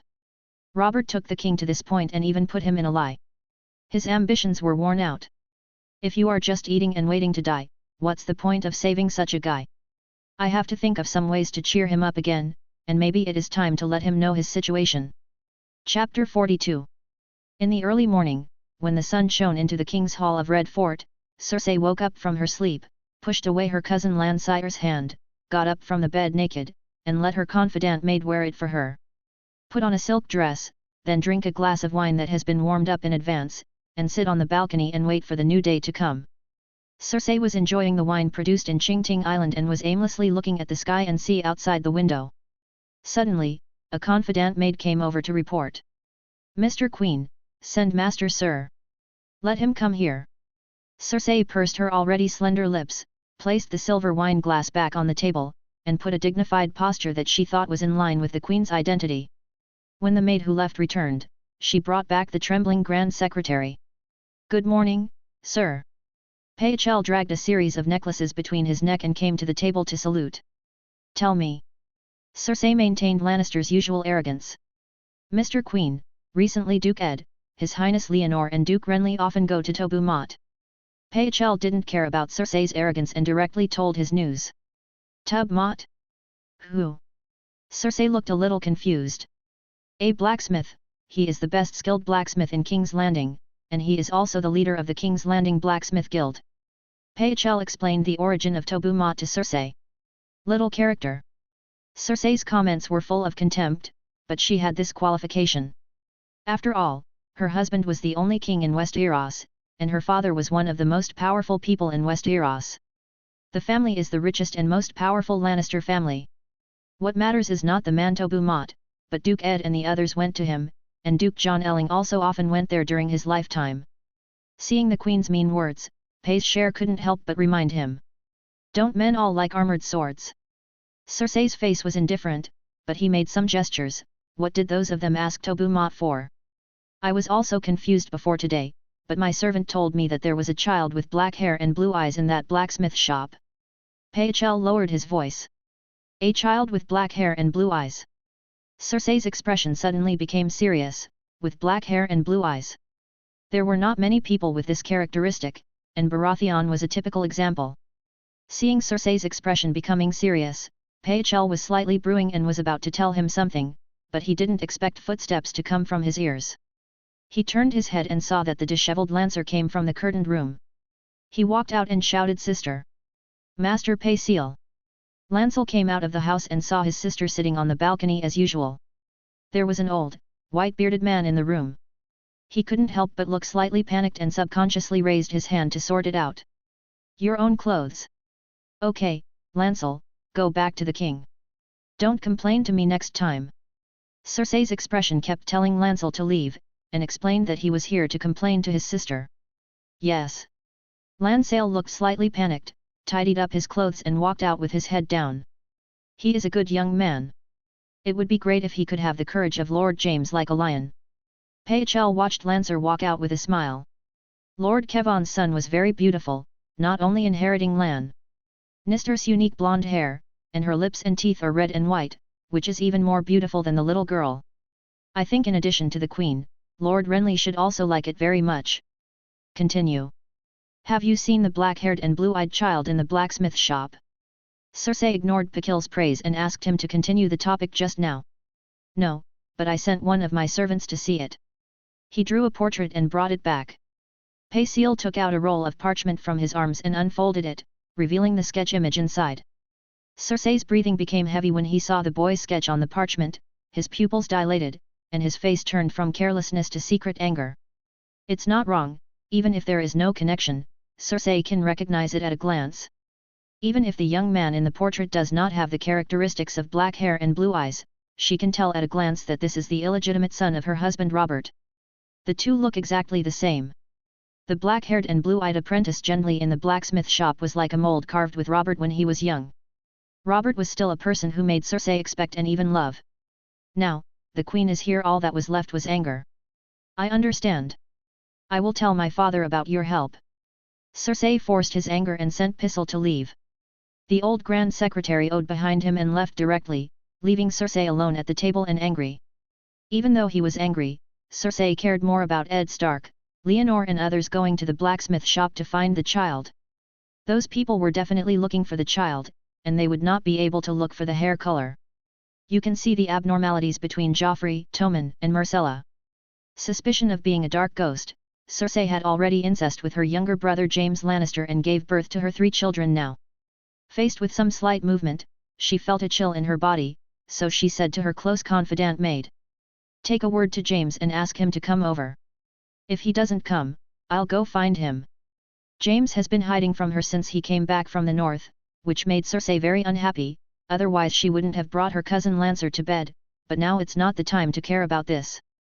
Once that group of people bring the child back, it will definitely threaten Joffrey. No, at that time, not to mention Joffrey, even himself may not be able to keep it.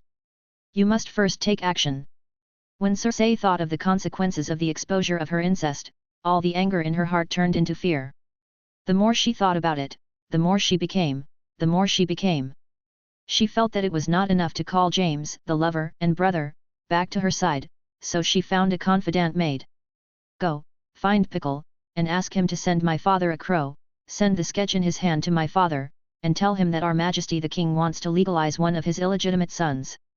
It is not rare for aristocrats to have illegitimate children. Even the extravagant nobles are proud of having a large number of illegitimate children, but legalizing illegitimate children is a dangerous signal. An illegitimate child is not popular with Westeros moral laws. An illegitimate child who can be publicly recognized by the nobles must be loved very well. Such an illegitimate child is very likely to shake the original inheritance status of the legitimate son. Circe was afraid that her affairs would be exposed, and her father was afraid that she would be in mercy, so she fabricated a reason why Robb wanted to legalize his illegitimate son. When the maid went to find Pazier to release the crow, she still felt that it was not enough. He called a maid and asked her to give Geno Slint, the commander of the capital garrison, a bag of gold, and then check if there is a mercenary group in King's Landing. Chapter 43. In the early morning, under the balcony, Leonor leaned against the wall. Listening to Vincent sitting in a chair and reporting Circe's movements to himself, he couldn't help but nod and asked. Can you know what the letter Circe sent to her father? Because the intelligence organization was not perfect enough, he asked Vincent to try to push Gendley's existence to Circe, only knowing that she had sent a message to her parents' home, but he didn't know what the specific content of the message was. Your Highness, according to your opinion, our intelligence acquisition work is very careful, and it is carried out through intermediaries. Pickle is loyal to the Lannister family, and his letters to Tywin were written and distributed by the Raven, and we cannot read them.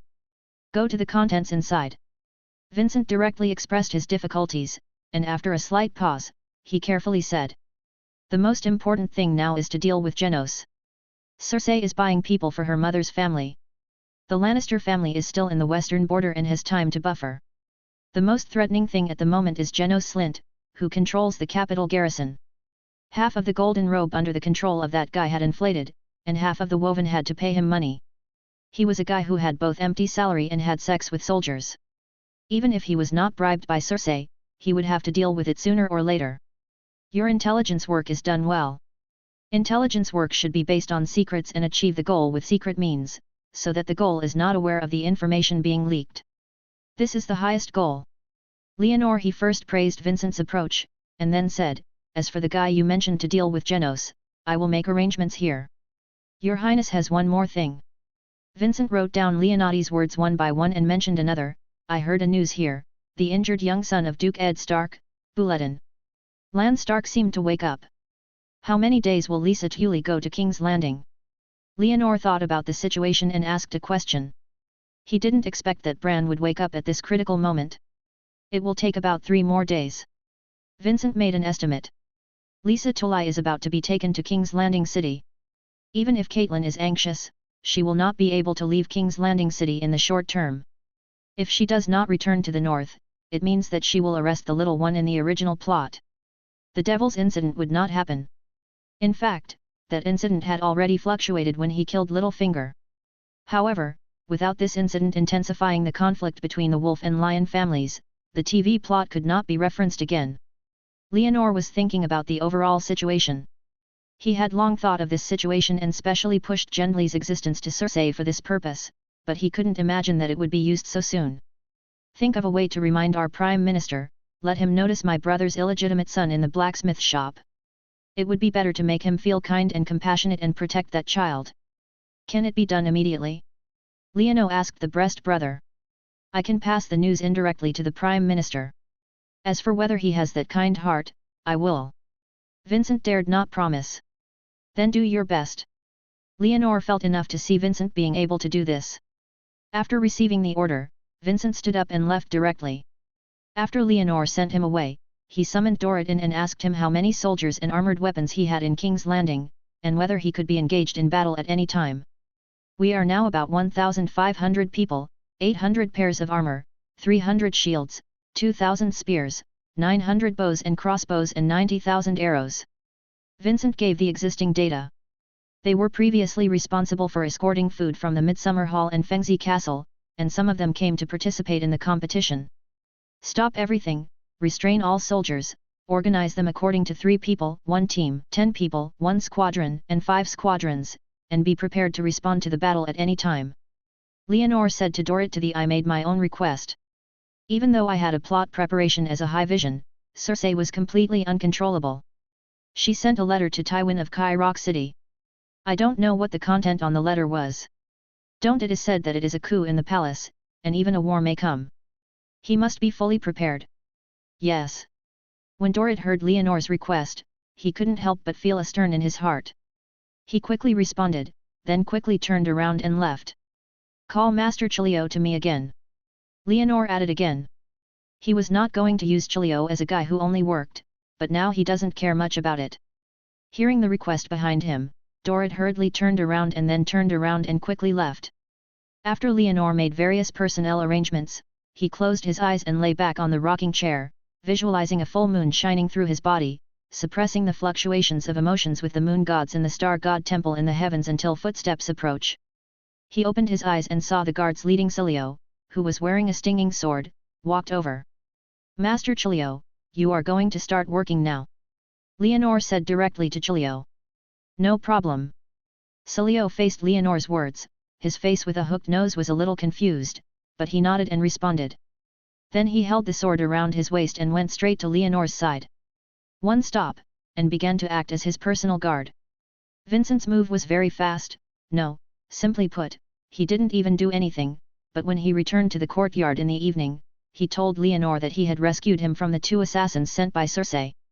Gondly, an apprentice at the blacksmith shop, then found someone to send him to Prime Minister Tower. Now the child has been asylum from Ed Stark, as Leonor asked. Very good. Leonor couldn't help but slapped his hands and looked joyful on his face. His plan went very smoothly. Next, it depends on whether the woman Circe was crazy enough. As it turned out, Circe was still crazy enough. After learning that Jandel fell into Ed Stark's hands, she found James Lannister, a brother and lover, overnight. You have to find a way to kill that child. Circe asked to the bright and handsome brother with the blonde hair. That's just an illegitimate child. James looked tired and didn't love him. Yes, he is an illegitimate child, but as long as you see him, people will know that Joffrey, Tommen and Myrcella are my children and you, not the Fat King. Circe's face was full of his face fierce, narrating the pros and cons of it. Stark does not have sufficient evidence. James' face suddenly became gloomy. No, he has it, don't forget that his son Bran was the one you pushed down the tower. Now, you have only one choice, either kill that child, or let me and Joffrey and others be tried. Tell me, how do you choose? Circe suddenly forced his lover to the corner and asked him to make a choice. As a man, as a father, as a relative, James Lannister let out a sigh of relief, he had no choice. Chapter 44.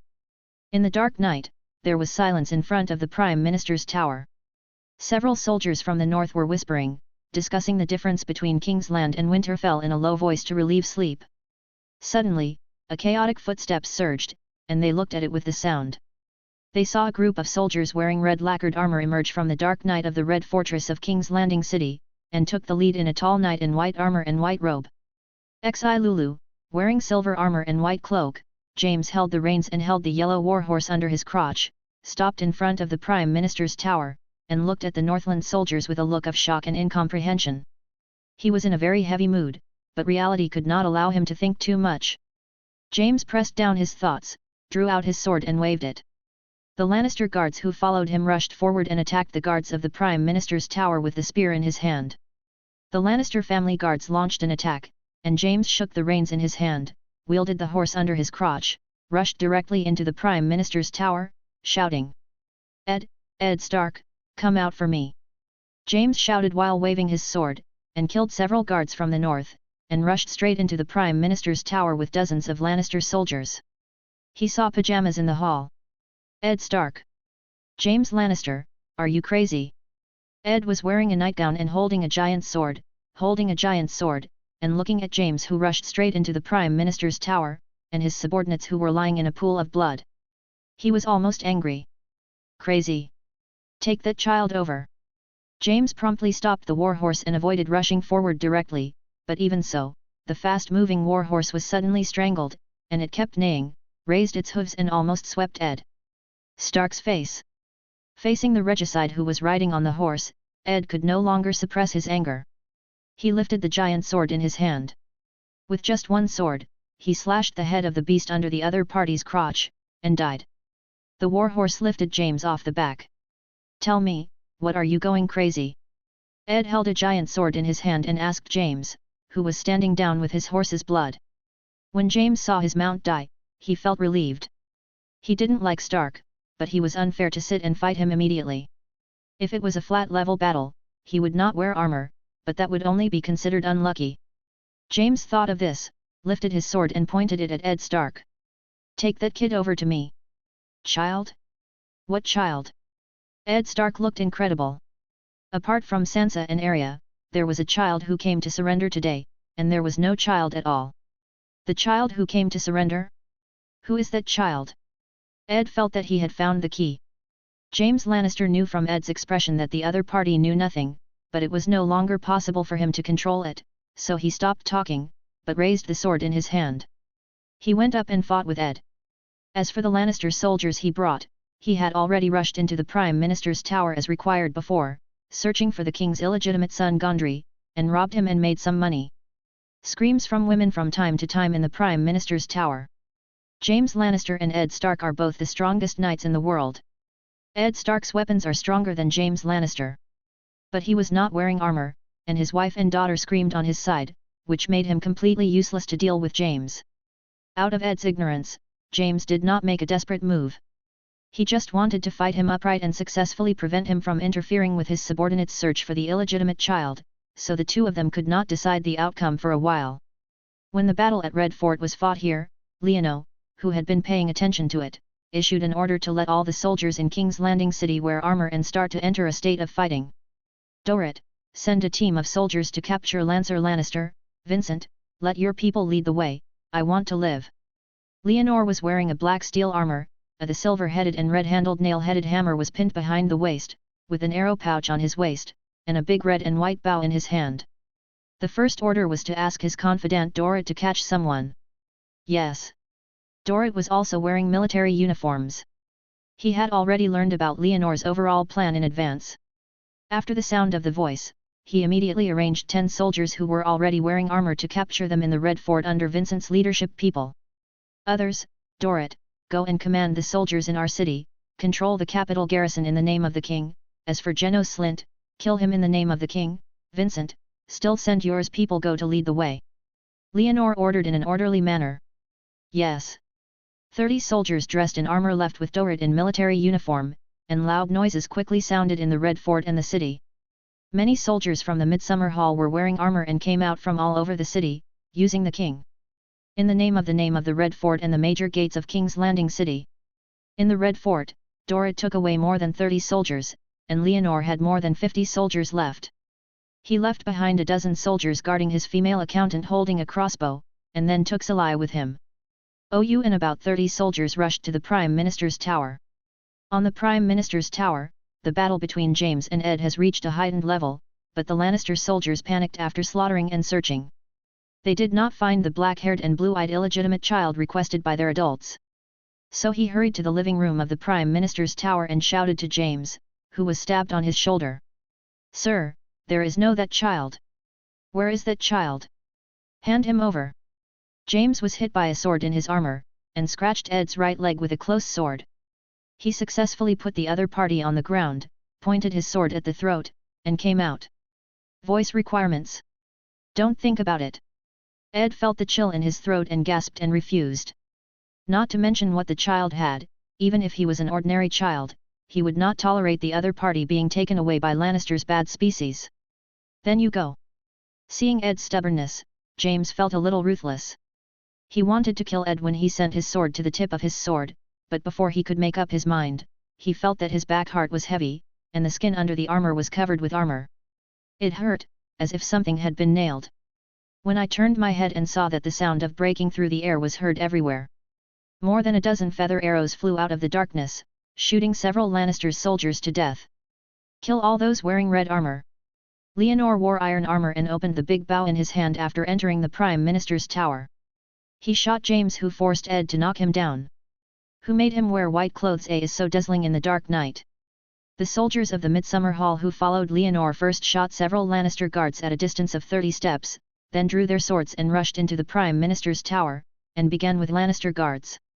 Close combat! Leonor shouted the loudest slogan, but he did not fight at close range, but stood in a distance, raising his bow and shooting at James Lannister. Chapter 45. When the sun rose again, blood was already flowing in the Prime Minister's tower.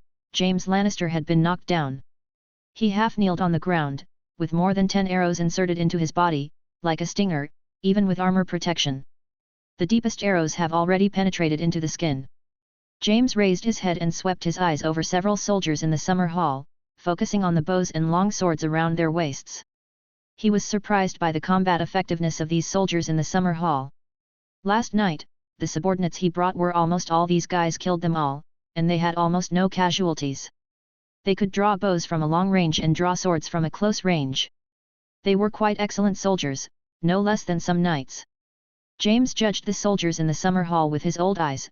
His eyes swept across several soldiers, and finally fell on Leonor, who was holding Ed. He looked at him with black hair and blue eyes, black armor and shoulders. The bow and arrow were tied with a nail-headed hammer behind his waist, and his face and spirit were completely out of reach, and he couldn't help laughing out loud. Leonor helped Ed, who had injured his foot, turned his head and looked at James, who was laughing, and ignored him. He just asked Ed how his foot injury was. However, the Duke of Stark ignored him and limped. He walked to James, who laughed out loud, and asked him, "Who is that child?" No matter how stupid Ed was, he knew that the child who came to seek his protection yesterday had a problem. "You don't know anything." James knew that things had reached this point, and it was meaningless to say more. He just laughed at Ed in front of him, then turned his head to look at Leonor next to him and asked him, "Do you know what I'm thinking?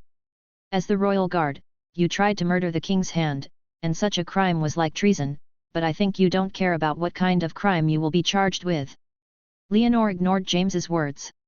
"I'm thinking, you're really like Robert back then." James sneered and shook his head, saying what he said in his heart.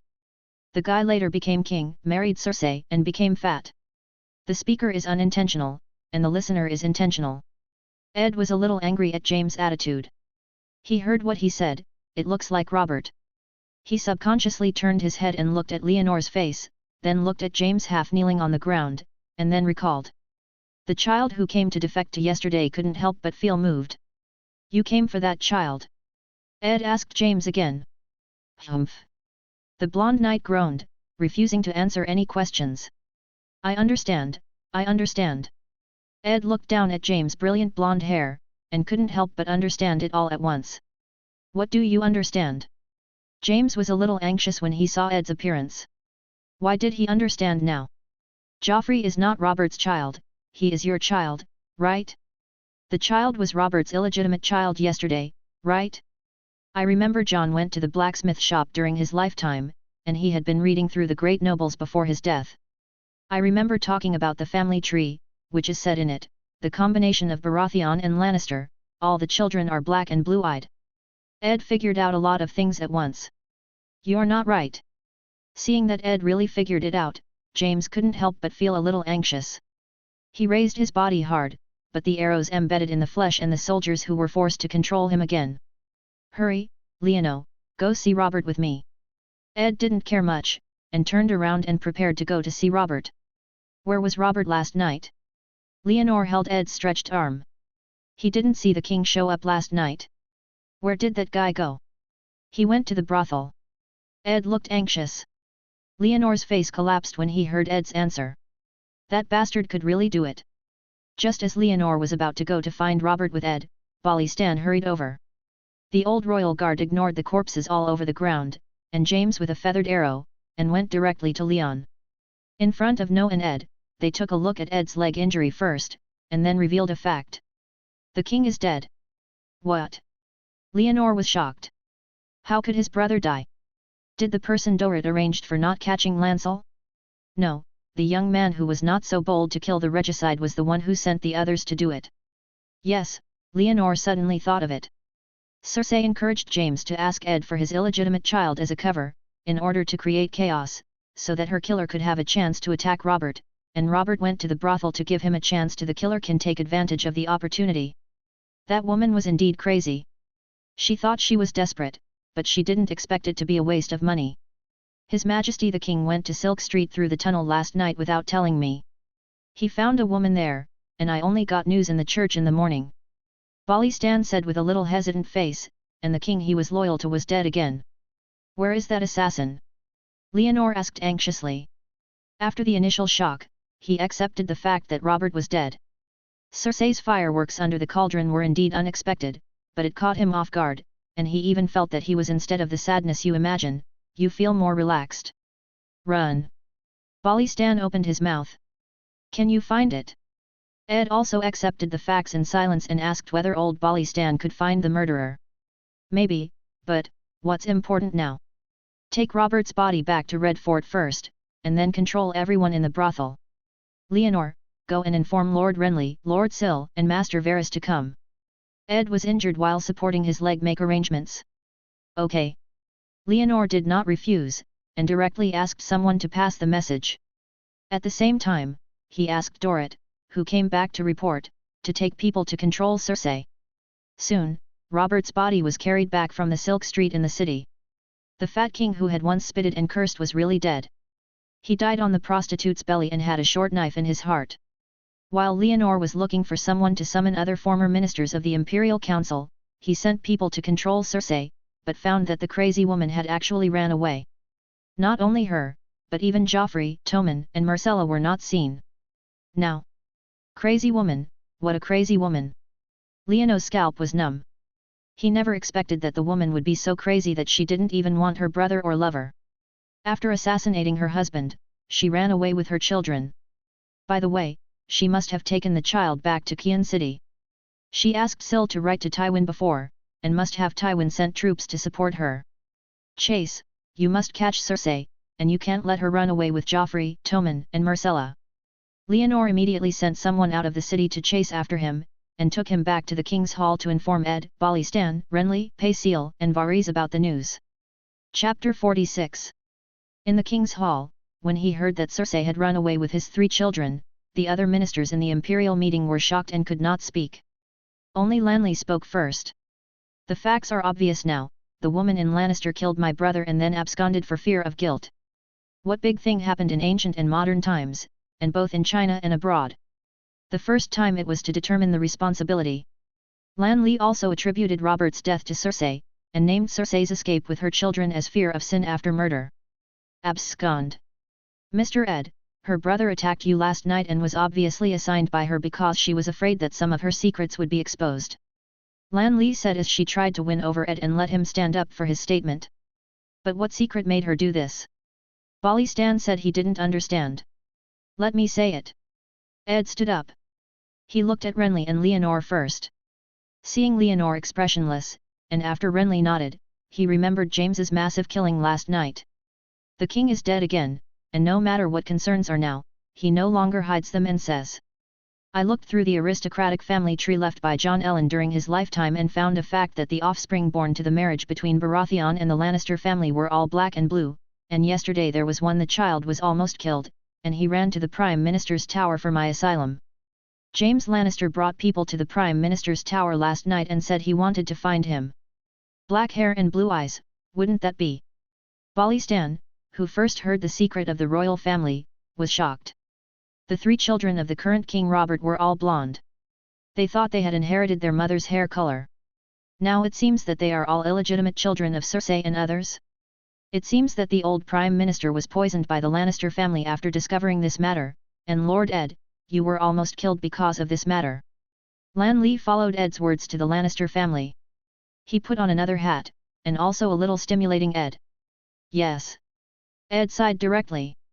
He was not dead, but all the entourages brought from the north were killed by the Lannister family, and his wife, daughter, and the king's illegitimate son were also unknown. Suddenly, there was no sound in the hall. There were 6 ministers present at the imperial meeting. In addition to the 2 honest men, Ed and Balistan, Leonor, Renly, Paisiel and Varys knew the cause of the incident. They are just pretending to be stupid for their own personal gain. The most important thing now is how we deal with Lannister. The people I sent out may not be able to catch up with Cersei. Leonor felt a little guilty at this time, but when he thought of Cersei who escaped, he felt that this was the case. Embarrassment and speechlessness are just a waste of time. Cersei fled back to the west with her and other people's evil seeds. The Lannister family will definitely not agree with our statement. Lanley nodded, and the most important thing next was how to settle the Lannister family. It's true, but there is another more important thing. Ed spoke wildly, pointing to the inheritance of the Iron Throne.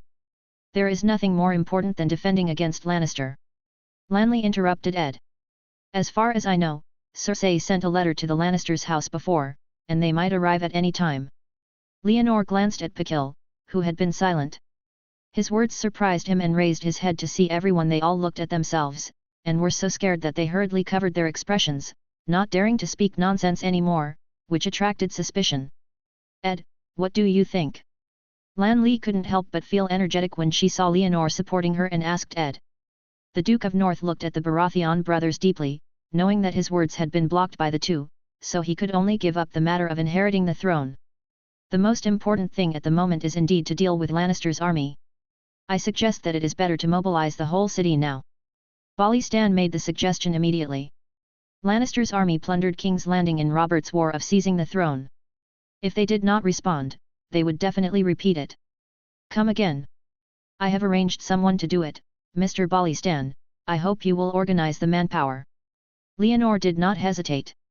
Last night, he took the opportunity to kill Dana Slint and at the same time incorporated the entire King. The Robe is now working on martial law and strengthening the city defense. Okay.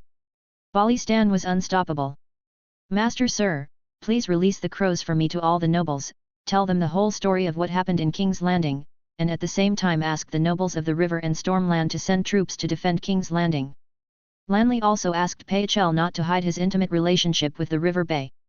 Yes. Pachel did not dare to hesitate and bowed directly to answer the order. Mr. Ed, don't you send people from the north. Lanley said to Ed. He was not very satisfied with the reaction of the North Duke.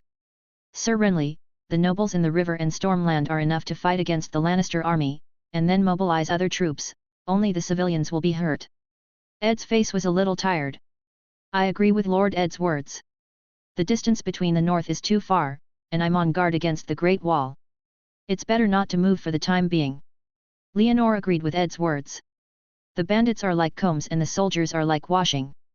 The discipline of the nobles' armed forces is not good, and they will rob the civilians along the road. Seeing that Leonor supported Ed, Renly could only nod. Leonor then turned to Varys, who had not spoken. Mr. Varys, please help your little birds to monitor Dorne's movements, and it's best to find out the number of troops in the Western Front. Yes. Varys nodded and said yes. That's it. Everyone does their own things. Leonor made a final statement and Bolly Stan, Pisir and Varys immediately separated, leaving only Leonor, Renly and Ed on the scene. My brother, don't worry, I've sent someone to find Mrs. Catelyn, Sansa, Arya and my brother's illegitimate child, and a message will come soon. Leonor comforted Ed. Now you should be very worried about your family. Thank you. Ed showed gratitude on his tired face.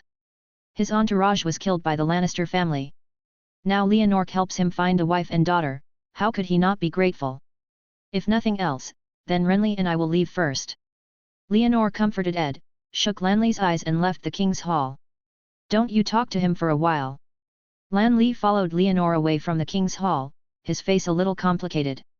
What do you want me to say? Let him support me on the throne. Leonor turned his head and looked at Renly. What if I want you to support me?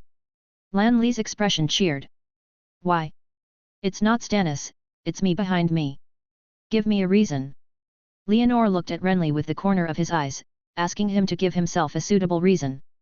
Chapter 47. Seeing that Leonor was speaking harshly, Renly was not surprised but happy because he felt that Leonor had the reason. As long as there was a reason, he could successfully get Leonor's support. Do you have an army? Lanley asked a question. Not enough. Leonor was a little depressed. It was still far from participating in the battle for the 2,000 soldiers who had not experienced bloody battles. I have, the nobles in the Stormland and the River Balans obeyed my orders, and I have made a covenant with the Tyrier family. Lan Li was very confident. The reason is very good, but Stannis is not bad, Ed will definitely support him. Leonor asked another question. Strength is indeed a key point in becoming king, and it is more important than status, but Stannis not bad either.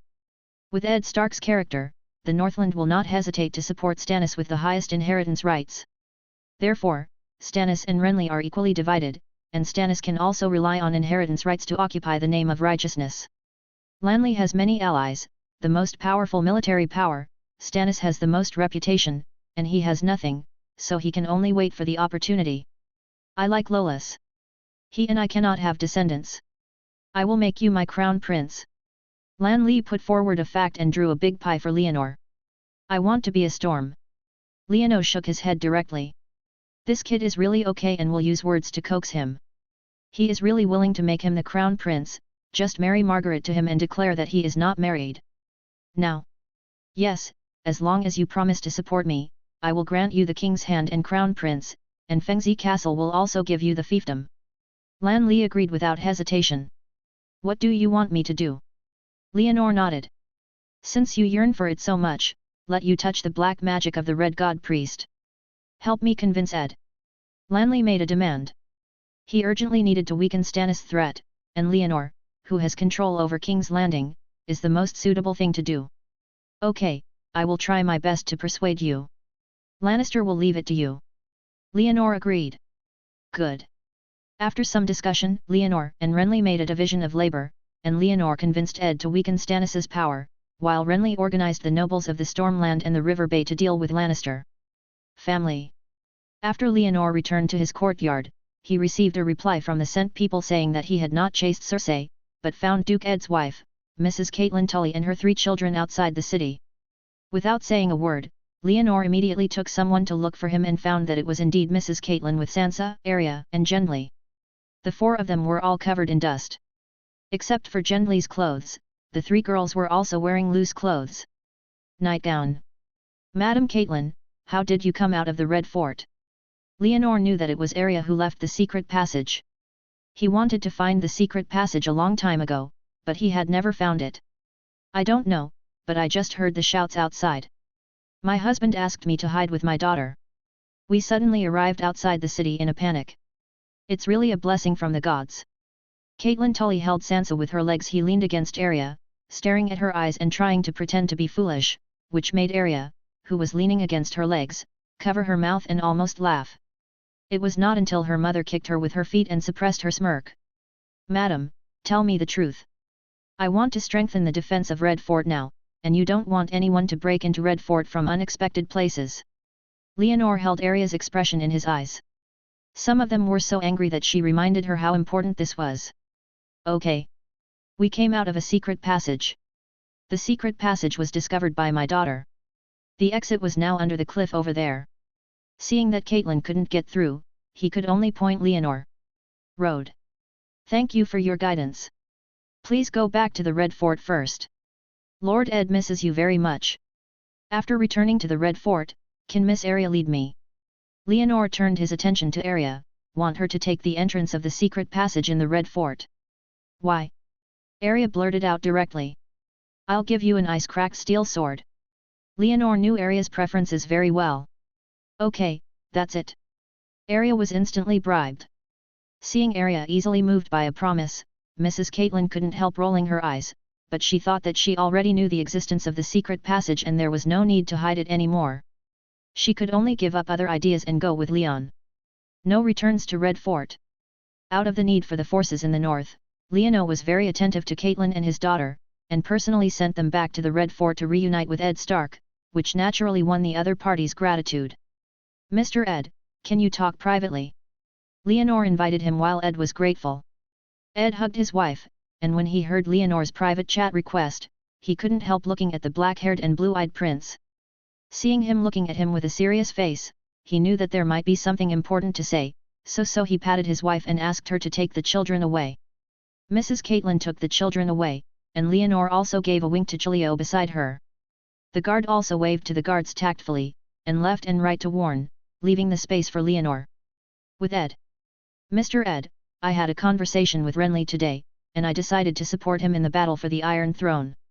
Leonor went straight in. Just say it out loud. Ed Stark was shocked by Leonor and said after a while. The heir to the top is Stannis. I knew you would say that. Leonor nodded. You mean to let me support Renly? Ed asked Leonor's opinion. My suggestion is to ask you not to interfere in this matter, be neutral. Lanley will not give up, Stannis is also a bad temper. In terms of relationships, I support Lanley and promise to help him convince you, but I know you, so I don't want to convince you to support him, I just hope you can be neutral. Leonor said his thoughts. Why? Ed asked a question. Why did Leonor do this? Does he have no idea about the Iron Throne? I am unwilling to participate in their competition now and I am not able to participate, so I chose to support the stronger army, Renly, so that the war will end as soon as possible, and not cause more harm to the civilians. Leonor found a high-sounding title. The reason is that it is useless to persuade people like Ed, and they have to use moral kidnapping. Sure enough, Ed, who attached great importance to fame, fell silent after hearing Leonor's reasons, thinking about whether to bring the northern border and the entire country into war times. You can think slowly, I'll wait for your answer. Leonor didn't press Ed step by step. He believed that the Duke of Winterfell would make the right choice. What if I want to go back to the north now, and I will regret it when I return to the north? Ed couldn't help but call Leonor and told him a possibility. If you are willing to leave, you can do it anytime. Leonor bowed slightly, and he still believed in this person's character. Chapter 48. Ed Stark did not agree to Leonor's words or requested to leave King's Landing. He was in a dilemma, but this also meant that he was shaken. Leonor was very satisfied with Ed's reaction. He happily went to find Arya and asked her to lead herself to the entrance of the secret passage in the Red Fort. Under the walls of the basement of a room in the Prime Minister's tower, Arya stopped and said to Leonor, Chilio and many guards behind him. It's here. There is nothing here. Leonor was a little confused. When he walked to the wall, he suddenly found a narrow hole tall in the wall, as if it had been there all the time, and it seemed like it suddenly flashed out. I'll go down and take a look. Chilio stepped forward and recommended himself with the stabbing sword around her waist. Please be careful, Mr. Chilio. Leonor did not object. Chilio was a close master of swordsmanship. If he might encounter unexpected situations, it would be better for him to go down. When Chilio drilled into the cave on the wall, Leonor was slightly stunned and found that the hole seemed to disappear again, but when he concentrated slightly, the entrance to the secret passage appeared again. This. Leonor took a breath slightly. There seemed to be some magic obstacle here. Leonor glanced at the left and right, closed his eyes slightly, visualized himself, and his soul turned into a bright moon and flew out from his head, landing on the entrance of the secret passage. When he touched it, he felt countless small thoughts attached, just like it swept like a fly, trying to block his gaze. The interference of these thoughts can make people subconsciously ignore the holes on the wall. The stronger the spiritual consciousness, the more disturbed it is. On the contrary, ordinary people with firm will be more likely to pass through. It's really a spell. Leonor felt it carefully, and felt hesitation, anxiety, and determination from the thought of countless fly gathering. After searching deeply, he saw countless scenes from it. In those pictures, there are coolies working day and night under the whip, craftsmen who are lucky enough to miss their family, and corpses piled up all over the palace, but in the corners of no one, there are still some people constantly digging and controlling the tunnels. It seems that these are the thoughts left by the craftsmen who built the Red Fort. They prayed over the years, and in the bloody field where Mage was slaughtered and silenced, they attached their last resentment to the entrance of the secret passage, forming a natural and unique maze, like the folk legend of ghosts hitting a wall, forming a magic cover for the entrance to the secret passage. No wonder I spent more than 10 years finding these secret passages. Leonor suddenly felt relieved. It was not because he was not lucky, but because he opened his golden finger, so he was blocked. What are you thinking? Arya's words pulled Leonor back to reality. Watching the history here, the secret passages here should be left by the craftsmen who built the Red Fort back then. The legend of the craftsman was destroyed by the cruel Magi. Now it seems that it is true. These secret passages are from the time the craftsmen stayed for their escape. Leonor answered casually. Oh, then how would you do to the big bull? Arya didn't care about history and turned her eyes to a young man with black hair and blue eyes behind her. Big bull. Leono raised his head and looked at the blacksmith apprentice who had been following Arya's gaze. You mean Gendley? He is my brother's illegitimate son, and of course he will be with me in the future. Leonor looked at the former blacksmith apprentice and nodded slightly to give him a smile. What do you want to take him to do? Arya asked. That depends on what he wants to do. Gendley, what do you want to do? Leonor asked at Gendley, who was not talking. Gendley faced his uncle, who looked similar, and didn't know how to answer. He always thought that his father was an ordinary person. He never thought that he had become an illegitimate child, and he was also a noble illegitimate child. Don't say you want to be king. The illegitimate child has no inheritance rights. Your surname can only be Wei Shui.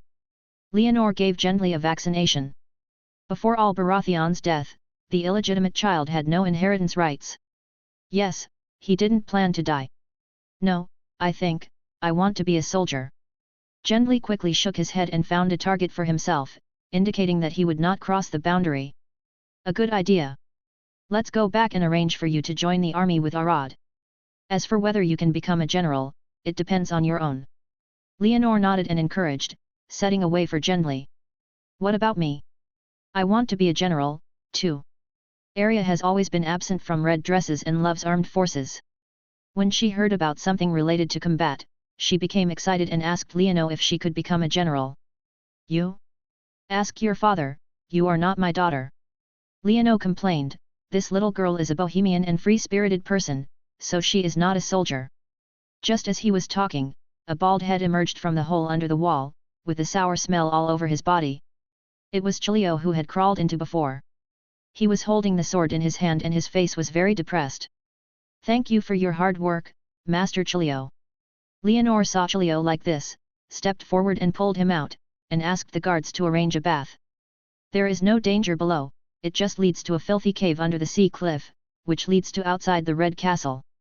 Chilio glanced at Leonor and took his hand and switched his sword to the other hand, first stroked his chest with his hand and explained the situation to Leonor, then stepped back and went to change the wash. Leonor learned of the situation and was too lazy to go on, so as not to make his body stinking.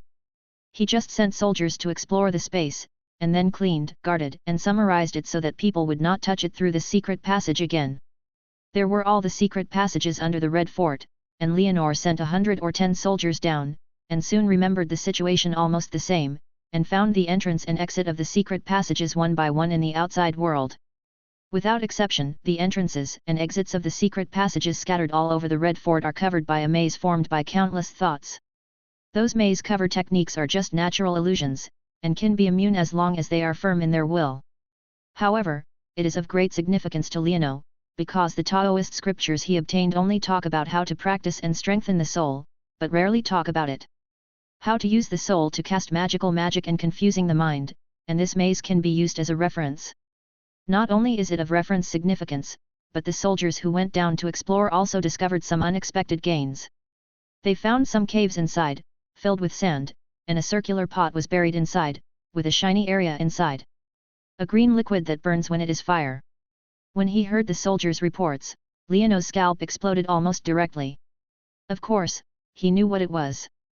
He immediately ordered all soldiers to leave the cave, and then blocked the entrances and exits of all underground secret passages, prohibiting any idle people, etc., especially it is a idler who brings fire to the underground secret passage of Red Fort, especially the underground secret chamber close to storing wildfires. If those piles of wildfires exploded, let alone Red Fort, I am afraid that the entire King's Landing city would be scrapped. Chapter 49. Wildfire was a weapon that Aegon IV, the 11th king of the Targaryen dynasty, ordered the Flame Warlock to produce a weapon to replace the dragon. It was a liquid with a forgiveness color and was flammable and explosive.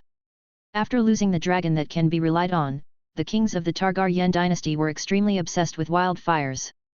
Some tried to rehatch the dragon eggs with wildfires, and eventually burned the royal summer palace. Some used wildfires to kill others, which caused the collapse of the dynasty. The latter is the crazy King Aerys II. When Lob killed Rhaega on the Trident River, Mad King Aerys II planned a plan to burn together. He buried a large amount of wildfire in King's Landing and ordered his royal guard, James Lannister, to ignite himself, let the residents of this city be buried with him, but James did not obey. James Lannister killed Aerys II and saved the entire King's Landing, thus gaining the nickname Rainslayer. He did not reveal the truth of the matter to the outside world, and at the same time, it also caused a large number of wildfires to be sealed in every corner of the city until Leonor sent his men to search for the underground secret passages of Red Fort. Leonor had heard of the name of wildfire for a long time, but he thought that he could refine purple thunder gunpowder, so he didn't care much about this thing at all. When he suddenly discovered this thing today, he couldn't help but become interested and asked his soldiers to complete the blockade. Personally go to the underground secret passage to see the truth, and dig out a few cans of wildfires from the sand and soil to bring them out. When the green liquid sealed in the jar was opened in the dim light, it emitted a bit of luster green light, spraying green water vapor like carbonated soda, but it didn't smell any. If the wildfire is moved to the light, the bright light will automatically converge and become ordinary, as if it is just a pool of ordinary liquid.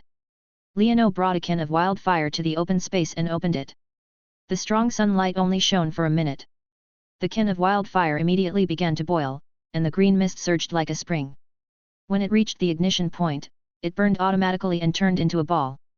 The green fire was sprayed violently, and a can of the same size as the head burned for more than 10 minutes before it was burned out. This thing is good, find me some charcoal. Leonor glanced at the way the wildfire occurred and felt it was very interesting. He asked the soldiers to find the corresponding materials for themselves, and then tried to use the alchemy method in the Taoist scripture to deal with liquid state. Wildfires are treated. Leonor grinds the charcoal and mixes it, and then uses it to absorb the wildfire liquid to facilitate stabilizing its form and increase stability.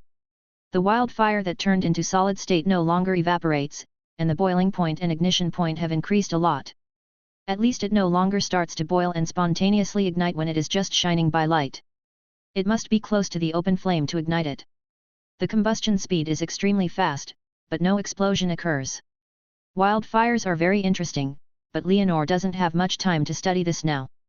The news that Robert was conspired to assassinate by Lannister brothers was taken to various territories of Westeros by the Crow, which soon caused shock to the princes of the Seven Kingdoms. Due to the limitations of communication conditions, Leonor did not intuitively feel the shock of the world in King's Landing. Everything seemed to have happened, but the golden robe of King's Landing and the soldiers of the Midsummer Hall strengthened the city defense under the leadership of Balistan, but no enemy came, making these alert actions ridiculous, until the Tully family in Hegion the messengers came to King's Landing. The first messenger of the Tully family sent good news. They caught Cersei and his son who fled to Hegion, but the news was soon overthrown by the second messenger. Cersei and his son were Lannis. The Te family army snatched it back, and then Lannister's army began to invade Hegion. The third envoy of the Tully family directly asked King's Land for military support. When Leonor received the news, he did not hesitate and immediately convened a meeting of the imperial court, gathering Ed, Renly, Balistan, Paisiel, and Varys to discuss how to deal with it. We must send troops to Hegiondi immediately, and we cannot let Lannister continue like this. Ed, who has a strong sense of justice, gave his opinion without hesitation. Lanley. Leonor turned his eyes to Lanley. There are now 6,000 soldiers in King's Landing City, and they are not trained enough to divide their troops to support Hegion. Among the people present, Stark's army is still in the north. Only Lanley has an army. I have already negotiated with the princes in Huandi.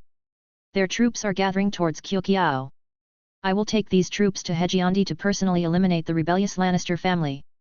Lanley was imposing, as if Lannis was a thriller. The Te family can only kill them, and his tone pauses slightly, and then brings up another sensitive topic. Actually, whether it is Lannister or other enemies, we are secondary. The most important thing at the moment should be to determine our new king as soon as possible. Hearing Renly's words, even Leonor couldn't help but get nervous and finally came. Last time, when Ed mentioned this topic, Renly interrupted him, and this time he took the initiative to mention this topic, and it seems that he is fully prepared.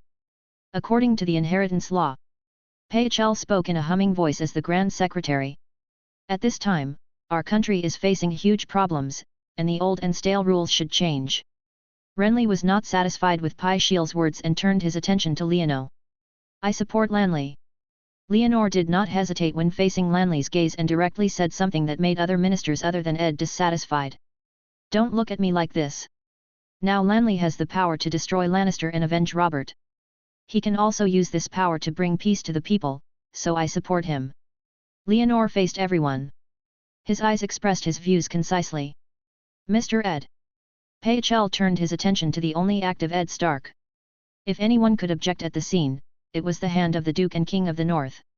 Ed sighed deeply when facing Perchier's gaze, closed his eyes directly, and began to act as a wooden man. Ed's expression was equivalent to acquiescence. Pacel and Varese were both silent. After pondering for a while, Balistan spoke. I agree with His Highness Leonor. Balistan was the captain of the Royal Guard and the benchmark of the world's knights. His vote of approval made Lan Li look happy and stood up and expressed his opinion. My ability may not be enough, but if everyone supports me, I believe I can definitely govern this country well, swear in the name of the 7 gods, in the name of the Iron Throne, in the name of the King. Westeros has no particular concern about 3 words and 3 reassurances.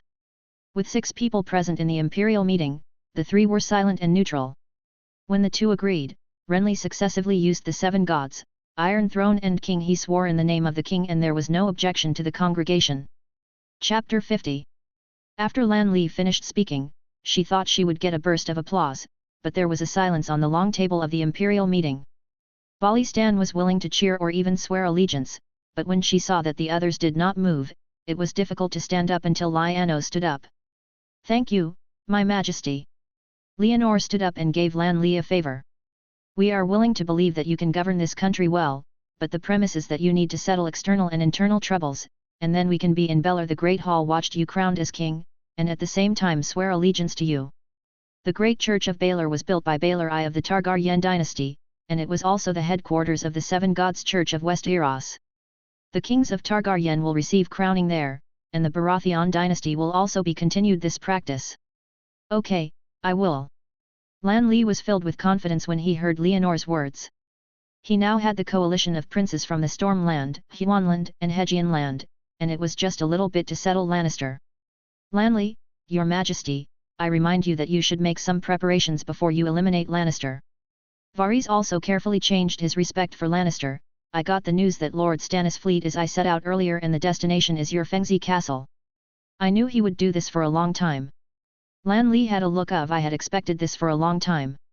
He did expect Stannis' approach and was ready to deal with it, so that only the Huan area could the princely troops stayed at the Ku Bridge, and the troops in the Stormland were still staying in the territory. This is the response to this situation. According to the previous agreement with Leono, Renly said. I'll go and solve this problem myself. I want to go and see it, too. Leonor stood up. I'll go too. Ed also stood up. If Renly had to act alone, he would definitely kill Stannis. He could not let such a thing happen. Then let's go together. Lan Li saw Leonor and Ed stand up one after another, and the smile on his face became a little reluctant, because he felt that these 2 people were probably trying to stop him from killing Stannis. Ed's idea is indeed to save Stannis' life, as for Leonor. This time he wanted to see the magic power of the Red God Priest. After entrusting the matter of King's Landing to the commander of Balistan, Syl and Varese assisted, Leonor and Ed followed Renly, and under the escort of more than 30 knights, they rushed back to Fengzi Castle at night. When Leonor rode his horse outside the Windsky Castle, he saw thousands of sails competing on the sea. Stannis' fleet had already set up camp on the beach, and the Windsky Castle was also full of flags. Leonor followed Ren Lixingchi into the city and met Sir Kodas Ponlos, who acted as the city lord, to find out the current situation. Mr. Stannis' fleet landed 2 days ago. Part of his army was on the shore and part of it on the ship. The total number should be about 5,000 people. It is said that he had obtained the surrender of some pirates in the sea. It was the Onion Knight. Davos was holding a thread for him, and I also heard that he and many of his men had converted to the Red God faith, and they publicly burned the scriptures and icons of the 7 gods. Kodas left a yellow color her beard, just like the sophistication of the past, reported to Lan Li and everyone what she knew. What do you think? Lan Li sat in the main seat and sought the opinions of Leonor and Ed. Leonor did not answer. He glanced at Ed next to him and received his gaze. The Duke of North asked. Did Stannis send an envoy? No. Kodas shook his head. Send an envoy to ask first. Leonor asked. Perhaps Stannis would change his mind, and in that case, he could only pinch his nose and recognize the fact that Lan Li became king. As you wish. Lan Li seemed to be kind. The Red God did not show a miracle, but Lanley's messenger brought back Stannis' reply, and the two sides agreed to meet on the beach. In the fierce sea breeze, a red heart that surrounds the flames, the deer head stands upright. After Stannis converted to the Red God's faith, he established a new family emblem, and led his men and horses with Lanley's team. Meeting. Under the banner of Wangguan Bao Deer, Leono found that Stannis had not seen for many years and had mostly bald hair, only retaining part of the edge of the mane, as if he was a kitten on the mural of his previous life, but he didn't know if he had become stronger. Leonor looked at Stannis for a while and turned his eyes to the rest of his team, except for Davos, who was the one he had met, all the strange nobles, except for a beautiful red-haired man wearing rubies. Woman. Melisandre, the Red God, is the priestess of Rollo, the King of Light, and is also the one who killed Lanley and reversed the battle situation of the Baratheon family. Our meeting is destined, Lanley. Stannis wore plate armor and greeted Lanley first when meeting. My brother, why didn't I find you so devoutly before, but I understand now. Lanley was also wearing beautiful glaze green armor, wearing a helmet decorated with deer antlers, and a full-minded smile on her face. While Stannis was sarcastic, his eyes turned to the red-robed priestess in the crowd, looking like a teasing look. Humph! Stannis snorted coldly at Renly's provocation, then turned his eyes to Leonor, stayed for a few seconds before skipping, and said to Ed, who was riding on the white horse. Mr. Ed, I think you'll be on my side. Ed originally wanted to say something to advise, but was a little ashamed of Stannis's words. My brother, you chose a painful path. Leonor spoke out to relieve Ed's embarrassment. There was no need to bully this honest man. What about you, my brother? Bow to Lanley, don't you feel embarrassed? Stannis couldn't help but question, his tone was filled with indignation, resenting Leonor would rather support Lan, who was smaller than him. Lee is not willing to surrender to himself. I don't want to give up anything, what have you got? Leonor asked Stannis with a sigh in response to his indignation. Stannis has been taciturn since childhood and seems to support Robert with great effort, but in fact he is full of anger. He is full of jealousy towards Robert, thinking that the other party is just older than himself, so he takes over everything. And his talent can only serve as a foil for him. After finally waiting for Robert to die, everyone still supports Renly, and no one is willing to support him. His Highness Leonor, you should salute His Majesty Stannis. The red-robed woman Melisandre took over Leonor's question. He is the prince chosen by the King of Light, born in the smoke and salt land. The priestess said solemnly, but it caused Lanley to chuckle. Haha, the land of smoke and salt, my brother, you are a piece of ham, Lanley mocked again. Enough. Stannis could no longer bear Renly's reckless attitude, his voice roared like thunder, according to the law, the Iron Throne belongs to me. But no one supports you. Lanley disregarded, look at the distance, the flags there, those who support me, my brother, surrender. Lanley said as he took out a peach from under his cloak and handed it to Stannis, but he ignored it directly and pulled out his horse and left with his team and the flag of the Red Heart Deer Head. You saw it, he refused me. Lanley sent Dizzy to her mouth and chewed her, showing a I don't want to do this expression at Leonor and Ed. Chapter 51. As night fell, Lanley did not return to Fengzi Castle, but came to the big tent camp outside the city and ordered the subordinate army to launch a general attack at dawn to destroy Stannis's army. After Renly gave the order, she returned to the independent tent under the escort of Sirs Eamon Cooey and Robert Roose. Seeing this, Ed followed him. He wanted La Leonor to join him, but found that this guy disappeared after returning to the camp. In the separate tent, Lanley spread her arms and let a tall knight wearing a covered helmet remove the heavy glaze green armor for him. When he felt Ed following the tent behind him, he couldn't help but mutter. Mr. Ed, I'm going to rest. His words were refusal and rejection, but Ed did not leave as he wished. Lanley, Your Majesty, I want to make a request to you. This is a legitimate request and a request that is good for you. Ed spoke with a calm face. Forgive Stannis's life? I've given him a chance.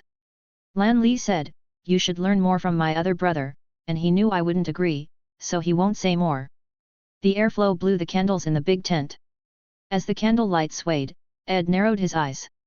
He suddenly found that there seemed to be a shadow in the tent, and a black human-shaped shadow floated from outside the house to behind Renly, who had his arms wide open. Shadow? Ed couldn't help blinking his eyes, and when he opened his eyes again, he heard a female scream. Sir!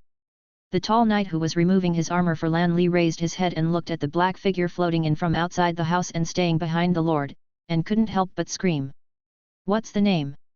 Lan Li was a little impatient, but halfway through his words, he was cut into his throat by a sword condensed from the shadow.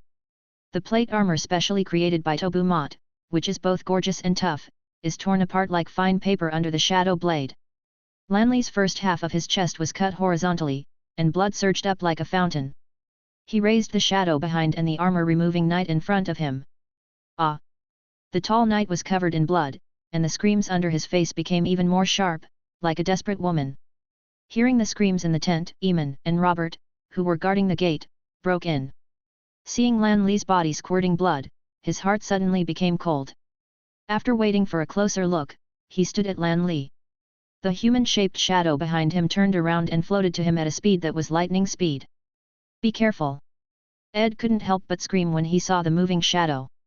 He immediately pulled out the heirloom sword Hanais from his waist. The sword blades covered with fine lines had not yet been used, and the two knights in front had been killed. Die! The human-shaped shadow killed 3 people in a row and moved outside the tent, but she didn't expect the tent to float away naturally, and a bunch of figures rushed in from outside. "Encircle it!" Leonor wore black armor and stepped into a bloody tent with the knights led by Loras, and pointed the red mace in his hand at the human shadow. Wow! The knights around were shocked when they saw the shadows that had just killed 3 people. Not only did they not come forward to surround each other, but they were invisible to disintegrate. As for the human-shaped shadow that appeared on the voluntarily in Leonor, they immediately it swept over like a gust of wind. Idiot! Leonor could not help but curse when he noticed the fear of the surrounding knights, and the nail in his hand slammed the shadow head towards the pounced. Wherever the 7-pointed star-shaped hammer swung, the black smoke spread out and rolled, and the black shadowed head gathered as it scattered. The silhouette-shaped sword in his hand still swung horizontally, attacking Leonor's upper chest. He was very stunning to cut him into 2 pieces like Renly, but Leonor was not as careless as Renly. Leonor took a step back, avoided the shadowy sword edge, and took out a piece of white paper from under the armor. The paper was covered with purple-red drawing symbols, and followed the throw forward and stuck to the human-shaped shadow monster. The white paper spontaneously ignited. The purple fire burst out, and a loud bang, and the strong smell of gunpowder flew, making all the knights in the tent unable to help but cover their ears. When they looked up again, they saw gunpowder filled with gunpowder. Slight black smoke flew away. "What is that?" A knight asked everyone's questions at this time. "Shadow Killer, the masterpiece of the Asisha shadow binding." Leono used the purple thunder paper talisman to blow up the Shadow Killer, sure that it would not appear again, and he breathed a sigh of relief in his heart. Sure enough, there was no spell that gunpowder could not deal with. "Where is this thing?" Ed walked out of the smoke from the tent, and was interrupted by a burst of exclamation before he could finish his questions. The knights realized it and found that Lanley had turned into 2 pieces. Among them, Lolas reacted the most. The knight in the armor of flowers picked up Lanley's head and showed a painful expression. He first let out a long howl. Then he stood up angrily and said, "This is Stannis's doing it, it must be him." Leonor walked closer and looked at Renly's head that was connected to his shoulders. He felt a little bitter in his heart, and tears oozed out of his eyes. "I'm going to kill Stannis, who would you like to go with me?" The furious Knight of Flowers sent an invitation, and there was silence in the tent. "Notify all soldiers and launch an attack on Stannis troops overnight, regardless of their high or low status, even if it is a beggar. The person who kills the Earl will get his fiefdom to be his count, the person who kills the Viscount will get his fiefdom to be his Viscount, and the person who kills the Knight will get his manor to be his Knight. Only recognize the head but not the person, swear in the name of His Majesty Lanley and the 7 gods." Leono raised the mace in his hand and said a word that made all the knights present breathe heavily. "I'm willing to be a pioneer." Lolas put down Renly's head and begged directly to Leonor on one knee. "The pioneer did not kneel out here. Go out and prove it with your actions." Leonor pointed at Stannis's barrack outside the tent with a red mace. When Loras saw Leonor's actions, he immediately stood up and ran towards the darkness. After a while, the barracks started to clamor, and a group of more than a dozen knights rode out of the camp and rushed to Stannis' camp on the beach. There were the first batch and the second batch. Almost instantly, the entire barracks became irritated. Groups of knights led Wukong and rode fierce horses to attack Stannis' barracks. Fires and shouts of killing resounded across the coast, and Stannis did not expect a night attack here. He was completely killed and caught off guard. The camps of thousands of people were captured one after another, and there were also warships parked on the beach. Then a ship turned its bow and left, and those who did not leave in time were all ignited by the flames. In the big tent under the Windsniff fort, Leonor stood side by side with Ed, looking at the ignited ships in the distance. Behind them, Renly's bodies were spliced together and placed in the tent. The tall, plump-lipped buck-toothed female knight and the arrival of Kotanai are vigiling for him. Chapter 52. With the fishy sea breeze blowing, Leonor looked up and saw a loud shout of killing on the beach. A bright red flashed across the sky, like a bloody tear in the sky. Do you have anything to say? Leonor looked up and looked at Ed, who was speaking next to him. What do you want me to say? Swear to me, it has nothing to do with you. Ed's voice trembled slightly. He suspected that I designed to kill Renly. Leonor showed a look of surprise. This honest man could have such an idea. He was so excited by the cruelty of Game of Thrones. I swear, in the name of the seven gods, I absolutely did not harm Lanley. Leonor did it without hesitation. That shadow killer was really not created by him. After dawn, you will be the new king. I want to return to the north, Caitlin and Lisa, as well as Sansa and Arya. Ed closed his eyes and made a request to return to the north. Take it all back. Pay attention to the direction of the Great Wall. Leonor did not object, so he asked Ed to pay attention to the defense of the Great Wall.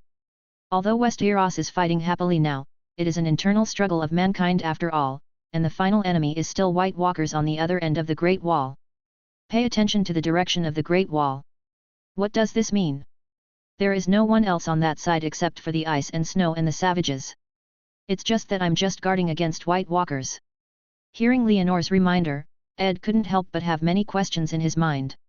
He suspected that there were words in Leonor's words and felt that there were many abnormalities in his words, but he couldn't say it. In the end, he could only sigh and do it. And there was no words all night, and when the red sun rose from the sky, Stannis's army had been driven away from the shores of the Windbreath Castle. Leonor's army won a great victory. After the victory, Leonor sat directly in Fengzi Castle and began to reward him according to his merits and fulfill his promise he made last night. The Stormland Knights achieved fruitful results last night. They killed thousands of enemies. After careful statistics on the heads, there were 13 Viscounts and 137 knights. The highest one came from Sir Santana Aiken, the Count of the Isolated Island, was killed by Adelaide, the Knight Attendant of the Copper Gate City. Adela from the Copper Gate City, in the name of His Majesty Lanley, from today on, you will be the Earl of the Isolated Island. Leonor held up a mace in his hand, and was restrained by the eyes of the envious and jealous knights.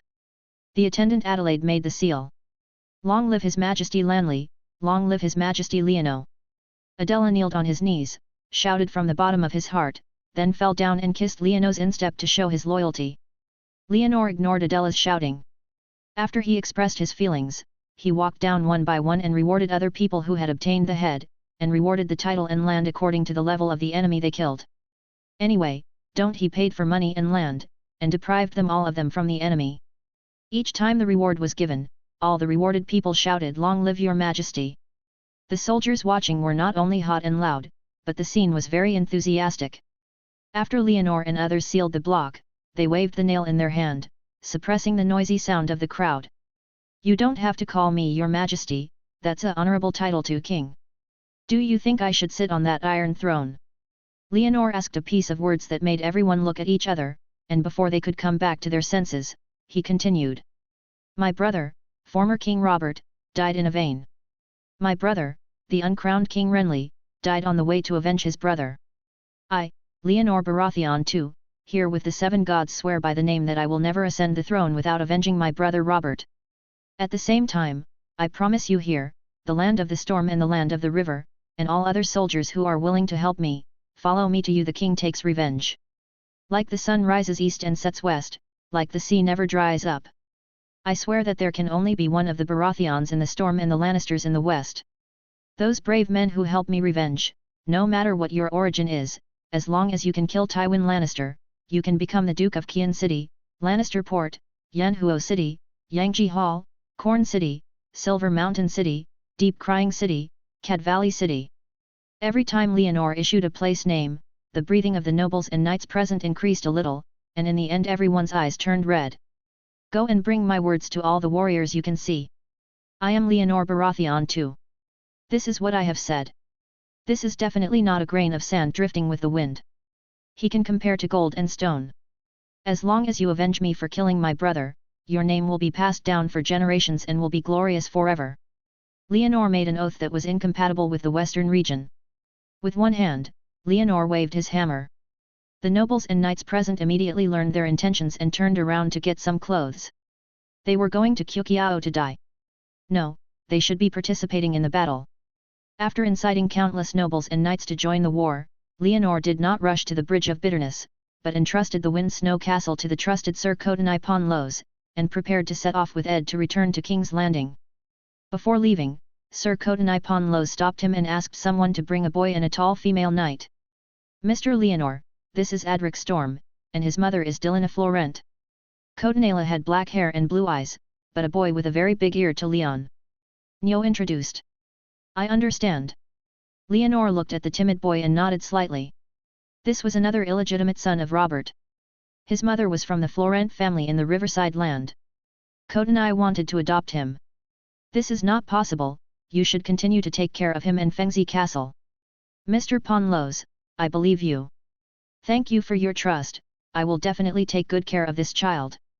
Cotonai nodded to Leono, thanked him for his trust, and then pointed to the tall female knight behind him and said. This is Brienne Tass, he is Lord Renly's guard, from Mulan Hall. The female knight who was pointed to by Cotonai was tall, more than 2 meters long, only slightly shorter than the Demon Mountain. She was quite majestic in a panel armor, but she looked slightly bad, her lips were extremely thick, and her teeth were slapped out. Apart from her blue eyes, she can be said to have no highlights as a woman, and she is indeed the legendary beauty. Sir Leono, she feels that she has not been able to protect Lord Renly, so she wants to be loyal to you. Cotonai hesitated to say something else, but she didn't want Leono on the opposite side to nod directly. Then come to my side as a guard. For the time being, you will be granted 10 households. If you can make meritorious service, you will be given a reward. Leonor did not dislike Brienne's appearance. As a woman, she had no highlights, but the physique is a member of the general who can compete with the Demon Mountain and the Hunter. I want to be an Imperial Guard. Brienne spoke first, her voice a little hoarse, unlike a woman, very rough, and she said she didn't want to be an Imperial Guard. The Imperial Guards were a guard established by the Targaryen dynasty in imitating the Great Wall Night Watchmen in the north. They were composed of the 7 strongest knights in the kingdom. Because they were wearing white robes, they were also called White Knights or White Robes. The Night Watchman also has a vow of not marrying a wife, not having a fief, not having a child, and being loyal to the king for life is the highest honor among knights. Yingxiong Iron Guard, now? Leono asked. I am willing to work hard for it. Brienne knew that taking the initiative to claim the title of Yingxiong Guard was inappropriate, and quickly expressed that she was not capable of doing so now, but was willing to work hard for this goal. Okay, then I'm looking forward to your performance. Seeing that Brienne still knew how to advance and retreat, Leonor couldn't help but nod in his heart. This legendary beauty is worth cultivating. Chapter 53. When Leonor brought the message of Lanley's death back to King's Landing City, the people in the imperial meeting were still a little confused. They could never have imagined that another king would die in just a few days. Your Highness, I just received 2 news. In the Iron Islands, Baron of the Greyjoy family regained his kingship, and the Iron Islands no longer accept the jurisdiction of the Iron Throne. Varys reported to Leonor in shock in his report. The latest situation. Who is the other news that he is king? Leonor asked expressionlessly. Stannis. Varys simply replied to a name. Stannis used a raven to send letters to many lords, asking them to be loyal to him. This happened after Robert's death, but here in King's Landing the news that Leonor only got after he went to the Stormland was severely lagging behind. 1 king died, 2 kings came, Lannister did not make any claim. Leonor raised his eyebrows slightly. Did Lannister, who was the core of this storm, not do anything? No. Varys lowered his eyebrows and looked pleased. They will soon become king. Leonor knew what Lannister meant. The Lannister family robbed Cersei and her children, but they were not in a hurry to claim support for Joffrey, a potential hint that Joffrey could be exchanged for James Lannister. It was the old lion's decision. Perhaps only he can see through the Iron Throne, but unfortunately he is facing me, Leonor. Leonor sneered in his heart. He had never thought of reconciliation with the Lannister family. He had released a declaration and reward.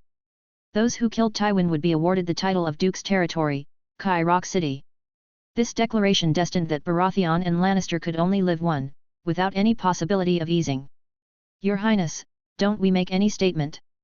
Balistan couldn't help but step forward and asked. 2 kings had appeared in the 7 kingdoms of Westeros. Did Leonor not make any statement at all? In the King's Hall, Balistan, Pisir, and Varys, the Ed Stark family and other nobles living in King's Landing all looked at Leonor. Pisker Leonor shouted, and Pisker, who was stunned in the crowd, shook his body, then he bent forward and bowed to respond. Release the crows to the nations to express my meaning. Lannister brothers murdered the king and rebelled the country. The 7 kingdoms and even other places, regardless of their high or low status, men, women, and young, as long as they can kill Tywin Lannister, then you can get his title and Kian City. This method can be used on any noble in the western region. In the White Hall, Leonor's words were clear, his voice was shocking, and the content of his words was shocking everyone. Other nobles except Ed were all pale. Unlike the knights and nobles in the military camp of Fengzi Castle, those who think of making achievements, while those nobles in the King's Hall think of Leonor inciting civilians to attack the nobles, and they are substituted for the nobles of the western frontier. Perspective. Your Highness. Pachel looked pale and patrolled his left and right with his eyes, wanting to get some support, but wherever his eyes could see the nobles who were frightened like him. Don't I understand enough? Leonor was dissatisfied with Pachil's cowardly look.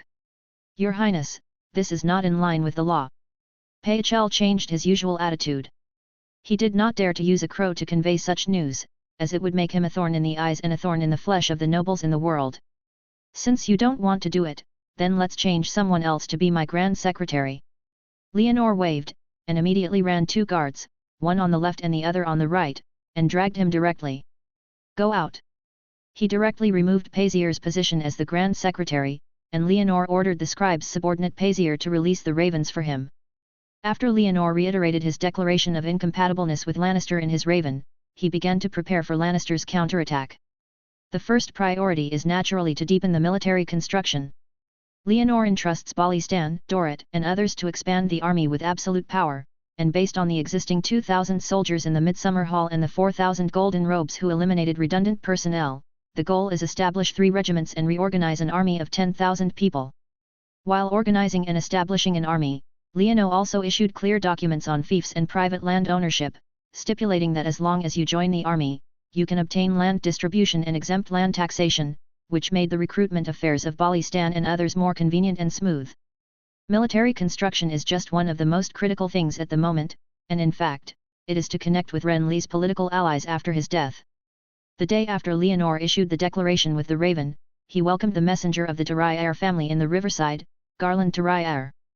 Garland Tyraiar is the second son of the Tyraiar family in the High Court, Loras, and Margaret's brother, Vila's younger brother, and he brought 3 conditions for alliance between the Tyraiar family in the river desert.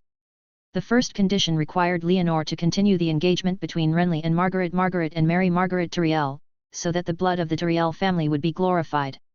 The second condition is that after Leonor ascends to the Iron Throne in the future, his imperial meeting must have a place for the Tyriel family, and Mess Tyriel himself hopes to be the king's hand. The third condition is that the Tyraiar family requires Leonor to reward the western border to the Tyraiar family. Leonor made full promises to the first article for these 3 conditions, and to the second and third articles, with limited promises. The Tyriar family will definitely have a seat in the imperial meeting, but it cannot be guaranteed to be the king's hand. As for the third western territory, Leonor asked the Tyriel family to fight for it himself. His declarations were equally valid for the Tyriel family. As long as any Tyriel takes over Tywin's head, then the title of the Duke he will personally enfeoff the fiefdom of Kian City. The Tyriel family was extremely satisfied with Leonor's response. Mess Tyriel directly sent someone to send Margaret to King's Landing, and at the same time wrote a letter to Leonor, which exaggeratedly expressed his 10. Wandagen is ready to go. As long as Leonor gives an order, he will immediately lead his army to capture Kian City. Leonor had long heard of the reputation of this inflatable fish man, so he naturally would not disappoint him. He wrote a letter himself, asking him to govern his 100,000 troops and wipe out the western border for himself. After the war is over, he will be crowned in Qian City and officially marry his daughter Margaret, making her his queen. After talking and coaxing, the coalition forces stationed in the river and storm areas near Qiuqiao began to turn north and attack Qian City along Golden Avenue. At the same time, Leonor got news in King's Landing that the Stark family in the north, led by the young wolf Lord Robb Stark, began to move south under the name of assisting the Tully family in the Penter City. Chapter 54. When Leonor received the news, the vanguard of the north had already crossed the neck, and the Duke of North Ed Stark and his family had not left King's Landing. Leonor informed Ed in time about the news of the North's troops, which shocked the North's Duke. "Aren't you kidding me?" Ed asked Leonor subconsciously. "Does Bachelor Lewin from the North have the habit of joking? He wrote this letter." Leonor did not answer and asked back. "Of course not." Ed shook his head directly. Bachelor Lewin, an old bachelor who had served in Winterfell for decades. He occasionally made a humorous job, but he would not make such jokes. "That's fine, Lord Ed, do you still have to go back to the north now?" Leonor asked Ed's plan. The Duke of North was planning to take a boat to Bravos and then return to the north. Bai Gong arrived in Winterfell, but his son brought the army. "Do he still want to go back like this?" "I'm going to go to Hejiandi." Ed's expression was very gloomy. What did Robb's child think? In this case, bringing the army to the south, so how could he return to the north? "Do you need my help?" Leonor saw Ed's complaint. "Don't blame Robb, he is a child, and it is normal for him to worry about his uncle and grandfather. Let him perform well. The declaration is equally effective for the people of the north." "No, I don't want them to join the war." Ed directly rejected Leonor's words. He had no desire for the West. What he valued was only the safety and honor of the people, no matter what kind of war it was. All are not honorable. But they have entered the war now. If you want to persuade them now, it may not work. Leonor couldn't help but exhort him when he saw Ed being stupid again. "As long as I am still the Duke of the North for one day." Ed shook his head. As long as he is still the Duke of the North for one day, Robb must listen to him. "Yes, I can't persuade you." Seeing Ed's posture as the Duke of the North was rising again, Leonor couldn't help but shake his head in his heart, but asked calmly. "Do I need to send a few people to escort Mrs. Caitlin back to Winterfell?" he said, looking up at Caitlin, Sansa, and Arya behind Ed. These three women were frightened by the last night attack on Prime Minister's tower, even though they had been determined to marry Joffrey before. Sansa is now eager to return to the north. "No, you send a few people to Hejian with me." Ed asked for his guards, turned to look at his wife and two daughters, Caitlin and the others. Before Ed made his decision, Mrs. Caitlin interrupted directly. "I'll go to Hejiandi with you, I want to see my father." Mrs. Caitlin's father is the current lord of the city of Benliu City and the Duke of Hejian. This old man is an old man from Tywin and Jon. He has been in a semi-retired state due to his years of illness.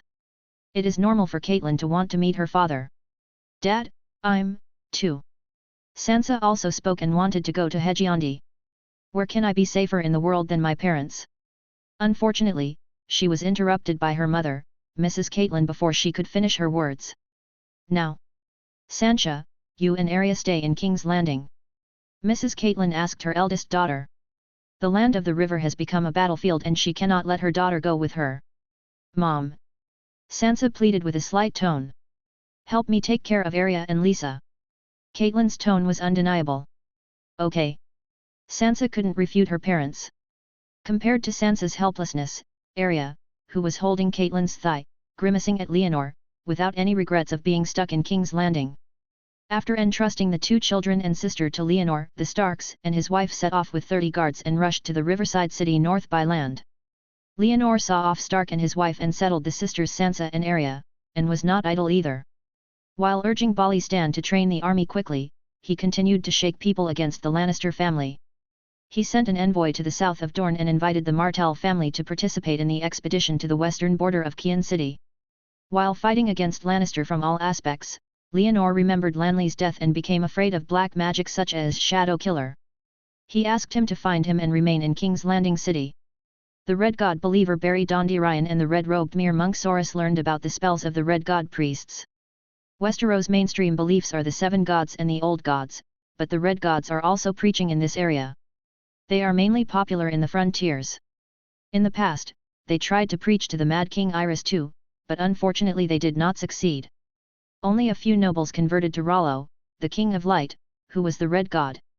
Barry Dandirion, from the Dandirion family, was one of the converted nobles, and the one who brought him to convert was Saurus, a red-robed monk from Mill.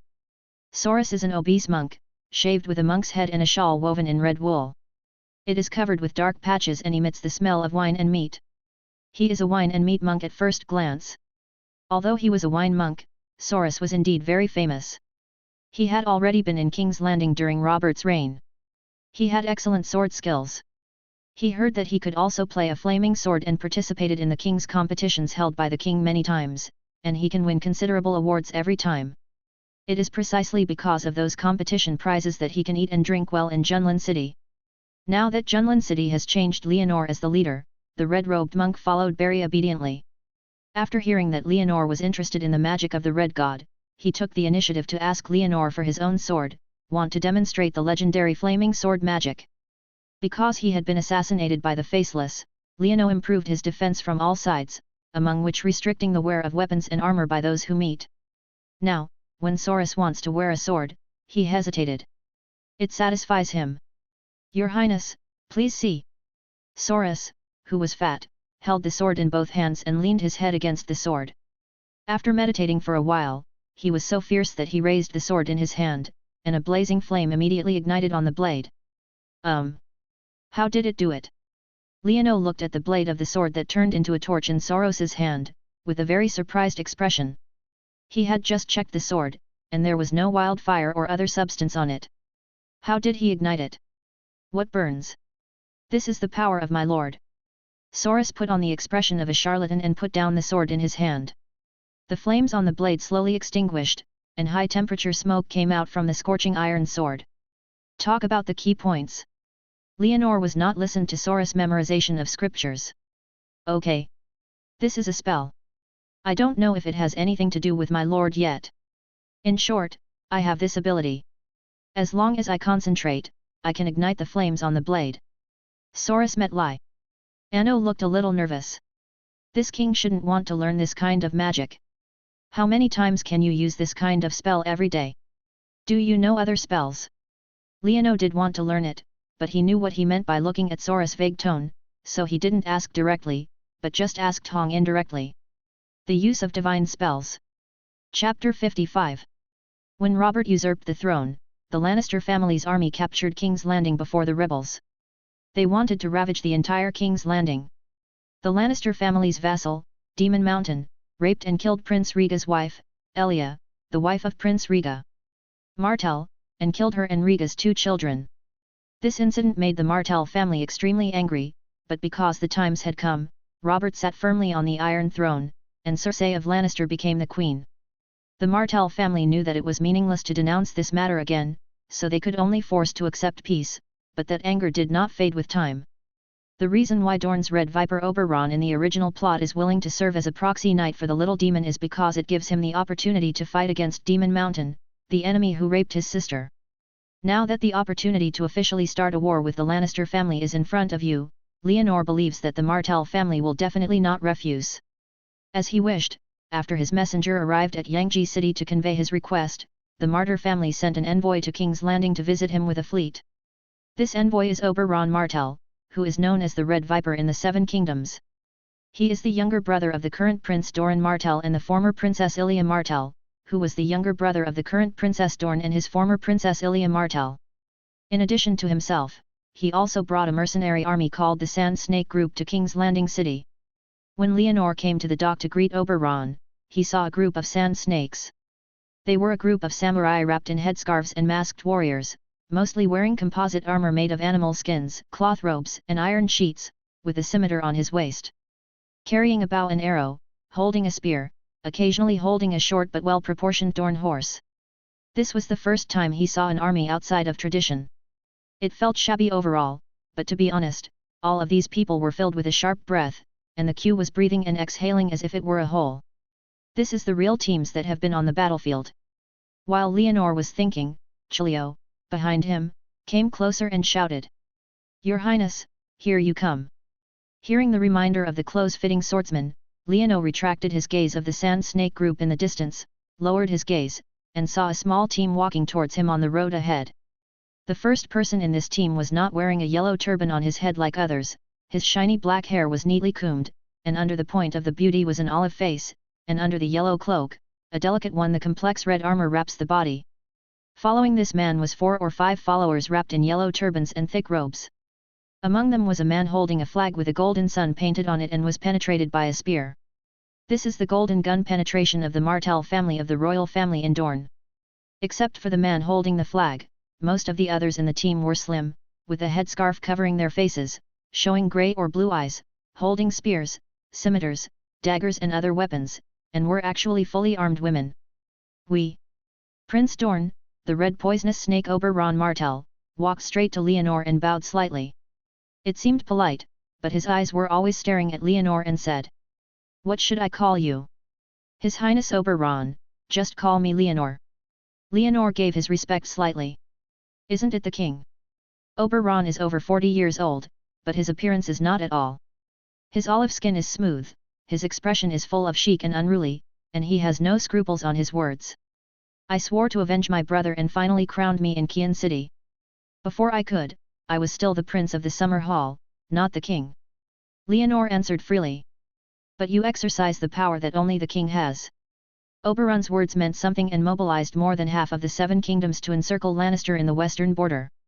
This is the power that only the king has. The reason why Leonor was able to mobilize the 4 kingdoms of Huandi, Dorne, Northland, and Hedgeyondi to attack Lannister was fundamentally because of Lannister's arrogant personality that made him enemies all over the world. He was just a coincidence. That's it, but this is the truth, but you can't say that. The king who is recognized is the king. Leonor pretended to be a little bitch and tactfully said that I, as a king, still rely on you to give face. Haha. Oberon couldn't help but twitch his face when he saw Leonor's calm expression, not knowing how to reply. "Your Highness, are you going to go directly to the front line or do you want to stay here?" Leonor asked Oberon's next plan. "Of course we go to the western frontier, but we don't understand the situation of the war yet. Which roads can we go to the western frontier?" Oberon was very active in his march, and he could no longer wait to kill Lannister. "You have 2 roads, one is to go north from King's Avenue to Hedgeyondi, and the Tully family in Hedgeyondi, and the Northern Coalition forces led by Robb Stark, and follow Hedgeyondi to Kian Fort. Where is another way?" Oberon asked. "The other road is to go west from King's Landing Golden Avenue, joining with the noble coalition forces in the River Bay and Stormland, and finally follow the Golden Avenue toward Kian Fort." Leono gave another route. "It sounds like Tywin Lannister will be killed right away." Oberon joked. "Haha, it's impossible for Tywin Lannister to withstand waves of attacks after wave, causing civil strife in the coalition, and then take advantage of the chaos to win." Leonor also joked, but smiled. He suddenly had a sudden blow in his heart. "You should know that in the original plot, Lannister was always beaten by Stark, and eventually won by colluding with the Frey family and using an outsider like a bloody wedding. This is something unsure. Your Majesty, if I ask you, are you willing to bear the logistics of our Sand Snake group in this war?" Oberon mentioned something to Leonor with a smile. "Logistics? Is it only responsible for the diet?"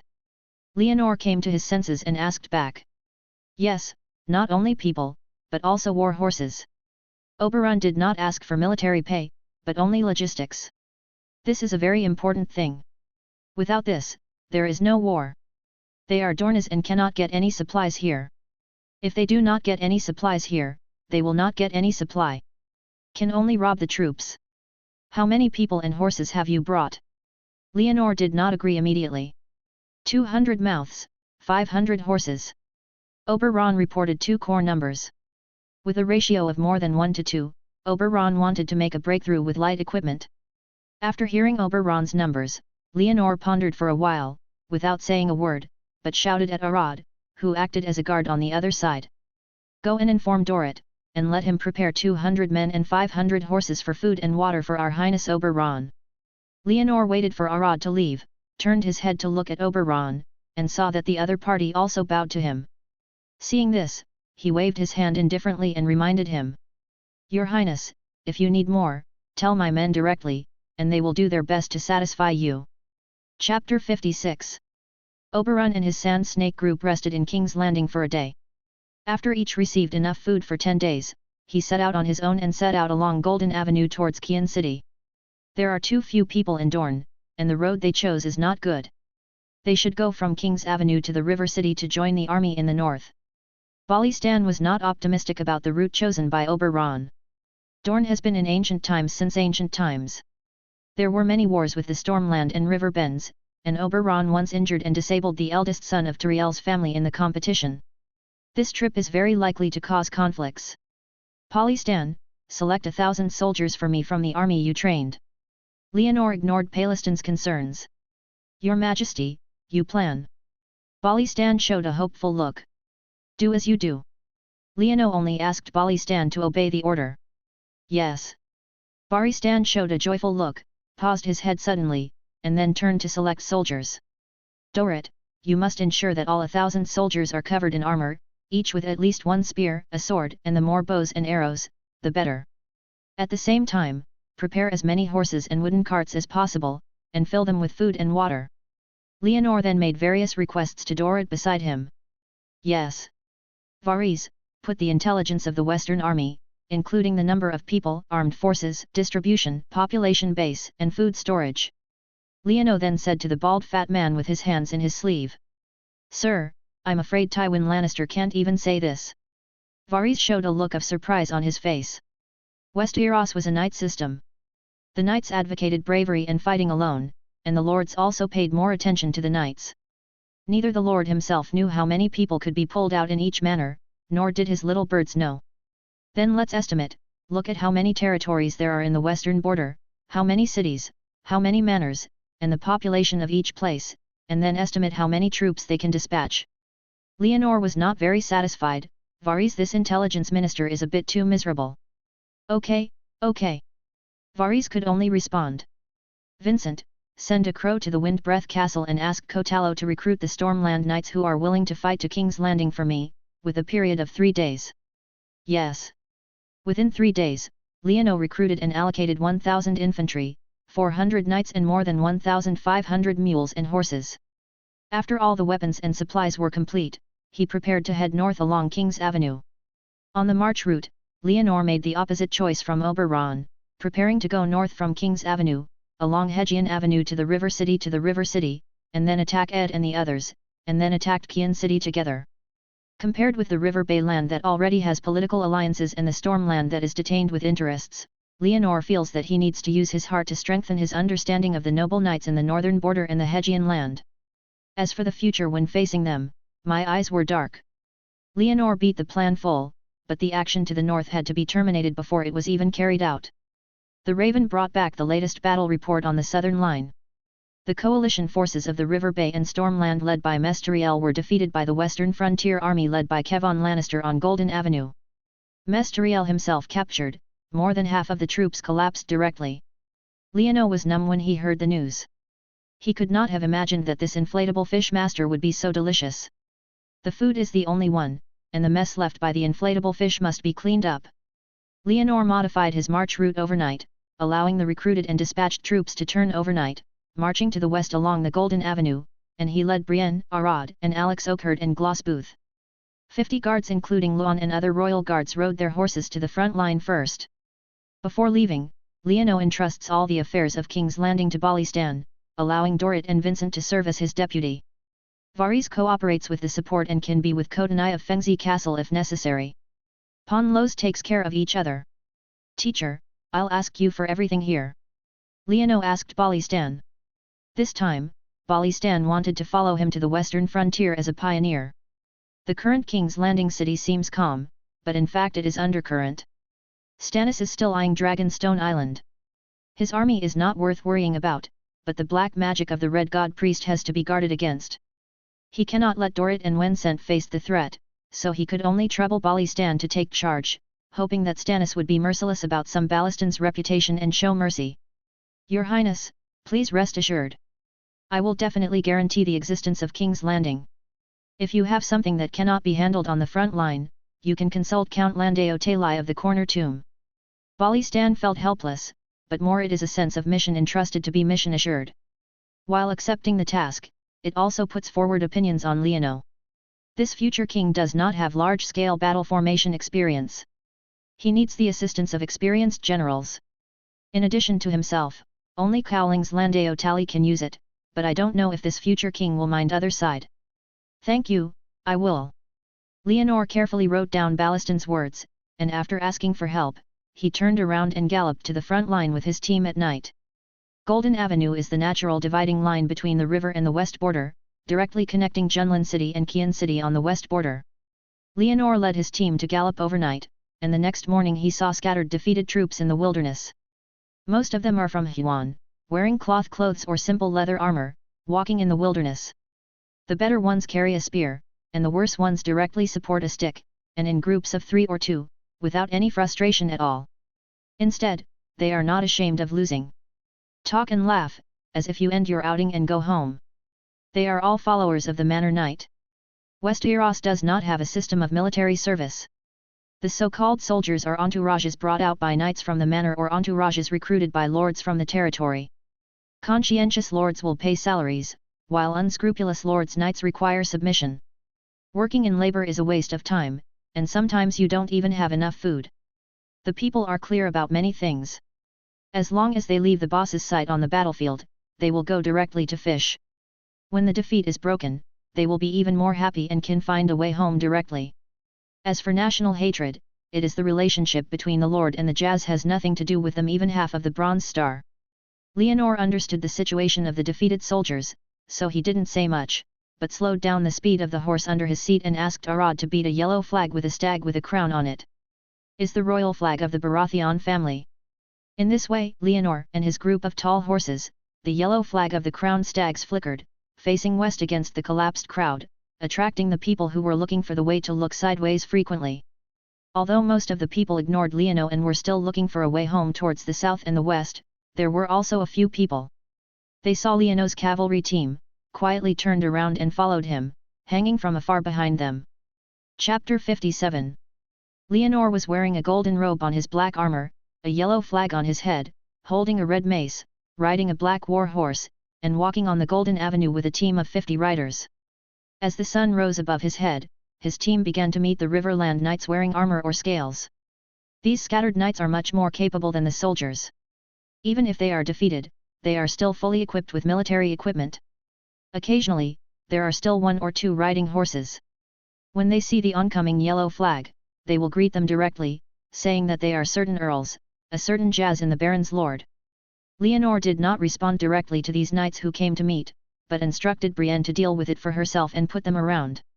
When the sky became dim, the team around Leono had increased to about 80 cavalry, and more than 100 infantrymen followed him. The knights and soldiers who were temporarily approaching took the initiative to share the task of camping at night, and Leonor asked the royal guard Alex Oakherd to preside over the dry food and drinking water to share the dry food and drinking water with them until dawn again depart. Continuing to march on the Golden Avenue, the collapsed knights kept coming closer, and the troops following Leono also began to catch up. Just arrived by myself, and also dragged wooden carts with mules and horses, filled with food and water. After 3 consecutive days of rushing, Leonor led the vanguard of 400 cavalry to join the remnants of the coalition forces led by Lando Tali and Loras Tillier. Leonor asked Loras and Lando Tali about the specific situation of the battle as soon as he met. Now the siege of the Western Front organized by Leono is mainly divided into 2 lines. The coalition forces of the Huan and Stormland are located on the Western Front battlefield. This front was first formed by Renly's order. It was a coalition of noble knights from the River Bay and the Stormland. The total number of troops reached 100,000. It was prepared to compete for the Iron Throne. The elimination of Lannister was only a secondary goal. When Leonor took over everything about Renly, the army's combat goals were readjusted and began to focus on eliminating the Lannister family in the west. As one of the supreme commanders of this army, Mesteriel had no urgency to attack the west, but this situation changed after continuing the covenant with Leono. When Leonor accepted everything about Renly and entered into an alliance with the River Bay, he proposed to be crowned and married Margaret Tyriel in K-Rock City, while he fought against Stannis when the Wind Bowl defeated him. The princes of the Western Front offered rewards. Not to mention the noble knights of the Stormland, even the inflatable fisherman was thinking about the wealthy Qian City. The inner commotion is only secondary, and the more important thing is that Cersei escaped. The Lannister family took the initiative to attack the Benliu city in Hedgeondi. Most of the troops were deployed in the east, and northern troops were even moving south into the battlefield. Mess Tyrell thought he could take advantage of the situation, so he ordered an attack. According to Mess Tyrell's combat plan, the coalition forces in the riverside and Stormland crossed the Monday River, headed north to Golden Avenue, and headed west along here. After breaking through the Deep Crypt City, you can go straight to Lannister's house. Kian City. As he rushed into K-Rock City, took off Tywin Lannister's head and let the world see if he was an inflatable fish, Mess Tyrell ate a big gap in the hilly areas of Deep Cry. The western frontier was already prepared for the time when Mess Tyrell had held a brutal bridge. Tywin Lannister sent his younger brother Kevan Lannister to take charge of the Deep Crypt. Tywin Lannister was famous for his song Castermay's Rainy Season. The princes of the West were very obedient to him.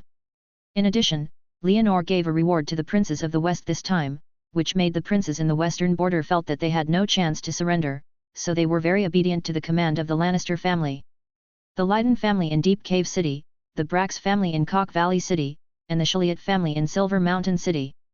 Under the organization of Kevan Lannister, these three major families led their troops to rely on the hills to launch a night attack on the coalition forces who came here from afar. The attack started a week ago at night, and Mess Tyrell himself was captured by Lyn Slydon, Count of Deep Crystal City in the chaos. The coalition lost its supreme commander and then collapsed.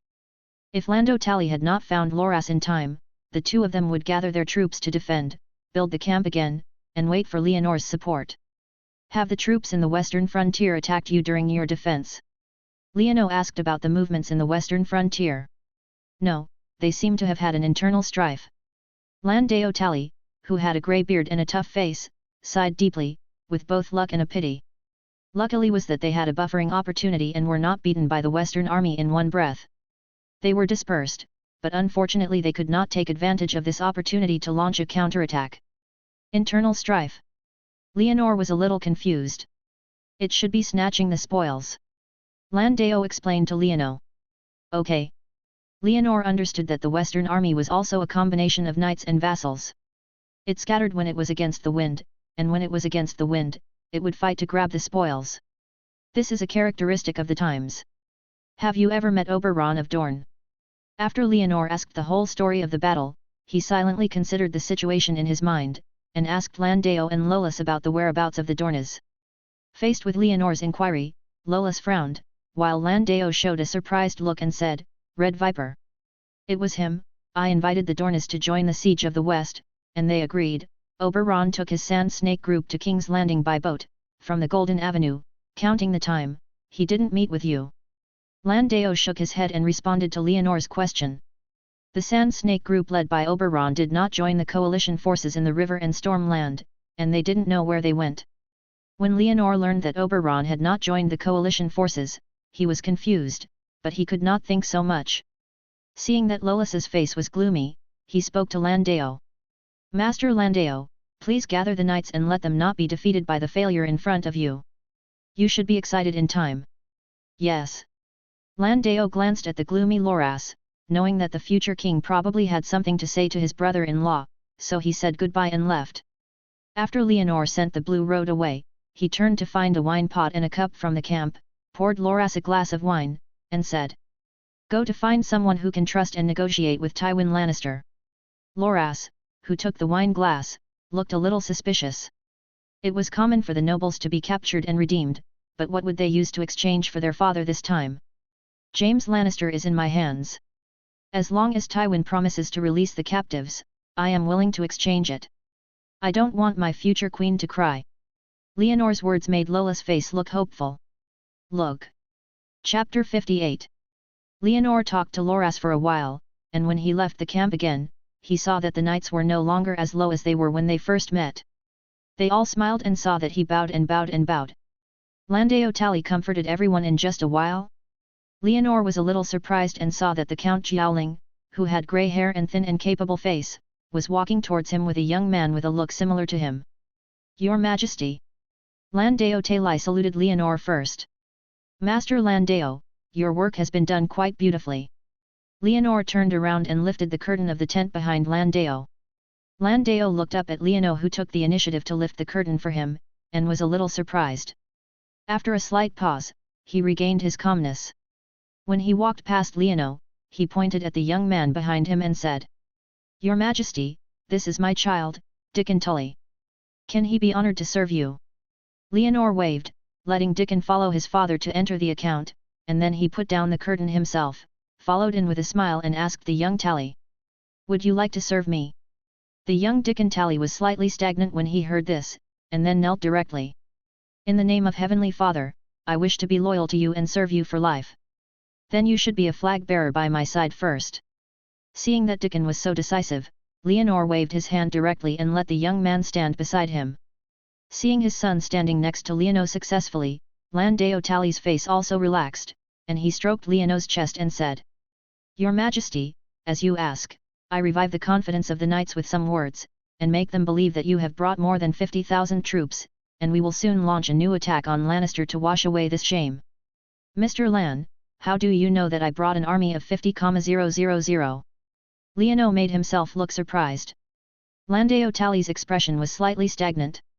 He looked up at Leono's serious expression that was not as fake. He was a little skeptical, but his face was serious. "That's great, so we have enough strength to fight back against the guys of Lannister," Landeo said, even swinging his right fist, as if he was hitting Tywin Lannister under his fist. "But now I need to understand the situation of the enemy opposite, and how many knights are there in our coalition." Leonor spread his hands slightly, and he led the army back to the army. "The key point on the battlefield lies in the knights. Leave this matter to me." "Your Majesty." Landeo volunteered. "Thank you for sharing my sorrow, Lord Landeo." Leono showed a satisfied smile on his face. Although it was full of aristocratic speculation, he had many real talents and practical work. Landao's status is not as good as Lolas, but in terms of ability, he throws out the scabbard several streets, and soon clears the power that the coalition forces can still mobilize for Leono. Before the coalition forces in the river and Stormland were attacked at night, they were known as a 100,000 army. In fact, the total strength was between 80,000 and 90,000, including more than 5,800 knights and more than 3,000 horsemen. The remaining 60,000 to 70,000 are infantrymen, responsible for logistics handling matters. Kevon Lannister organized a night attack and captured Mesteriel alive, causing the coalition to collapse on its entire line. Then, Lando Talai and Lolas Turiel joined forces to regroup, and only 60,000 to 70,000 infantrymen remained at 4 or 5,000, more than 8,000 knights and attendants were beaten to only half. Leonor brought 1,000 infantry and 400 knights, and gathered more than 400 knights along the way. The two sides joined forces, and there were still more than 4,700 knights and attendants, and 6,000 infantrymen. The total number of people is over 10,000. After losing 7 or 8 out of 100,000 troops, Leono had a new understanding of the future father-in-law's dish, and after obtaining the information collected by Varys, he had a new understanding of the inflatable fish's dish. In the opposite city of Shenjiu, there were many western troops including Yinshanhal and Jiaogu City. The total strength was more than 1,000 knights and more than 2,000 horse attendants, and the number of infantry soldiers was unclear. The inflatable fish has an army of nearly 100,000 in its hands, and was defeated by an opponent of less than 5,000 people, and it was the kind of defeat that collapsed across the board. This guy. How can I turn the tables? Leonor fell into trouble. Now there is no point in discussing the ability of inflatable fish, and what he needs to think about is how to gain advantages and victory in the new situation. According to Varys's intelligence, the Western army on the opposite side is still in terms of quantity, but such a quantity is meaningless, because Kevin Lannister has restrained the Western army and entered the stage of defense of the city. If we go again, if you fight, you can only engage in a siege. There is no way to fight this. Among the existing types of battles, siege is definitely the most difficult battle, no doubt about it. The Tyrier family had a military advantage of more than 10 times the strength, and had coordinated sea and land combat, but they had not yet captured the Fengzi fort. Although the Deep Grottoir today is not as strong as the Fengzi fort, there are Silver Mountain Hall and Jiaogu City next to it. There are many hills in the west, and the Deep Cave City is located at the main road leading to Qian City on the Golden Avenue. To the north is the Corner Valley City of the Brax family, and to the south is the Silver Mountain Hall of the Shalott family. The three western cities are all firm in their positions. If Leonor rashly launches one of the 3 cities, his back and flanks will definitely be attacked by the other 2 cities, and he will be attacked from both sides. Leonor did not expect that he encountered such a difficult situation when he first started fighting. He couldn't help but grab his hair and called Landao Tali to ask if there was any countermeasure. Your Majesty, in this situation, we don't need to fight here. Landao sighed at the situation and advised Leonor to give up fighting in Deep Crypt City. How to say it? Leonor did not refute or scold, and asked Landao what he meant. We can try to lead the army around the Deep Grotto City and go straight to Qian City. As long as we fight under Qian City, we will inevitably shake the army in the western frontier. At that time, whether it is to create a chance for Hejiondi to break through the western frontier defense, or it is okay to try to dismantle the will of the nobles in the west. Landao gave the solution in his heart. After hearing Landao's suggestions, Leonor's eyes lit up. Yes. Why do you have to think about sieging the city? Landao's suggestion deviated from his original intention of the war planning for the western frontier, and was very risky and radical. Once he could not conquer Qian City and his back road was cut off, he really said that he was unresponsive to Tiantian and said that the earth was not effective. Landao's suggestions are not advisable, but his ideas are eye-opening. Master Landao, your idea is very pioneering, and I also have an idea. Would you like to listen? Leonor had a new idea in his mind and tried to consult Landao's opinions. Please say it. Landao was flattered again. I will not forgive any nobles in the western frontier.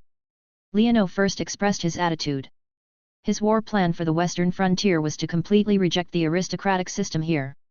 There must be no compromise at all. No matter how difficult it is, it must be done.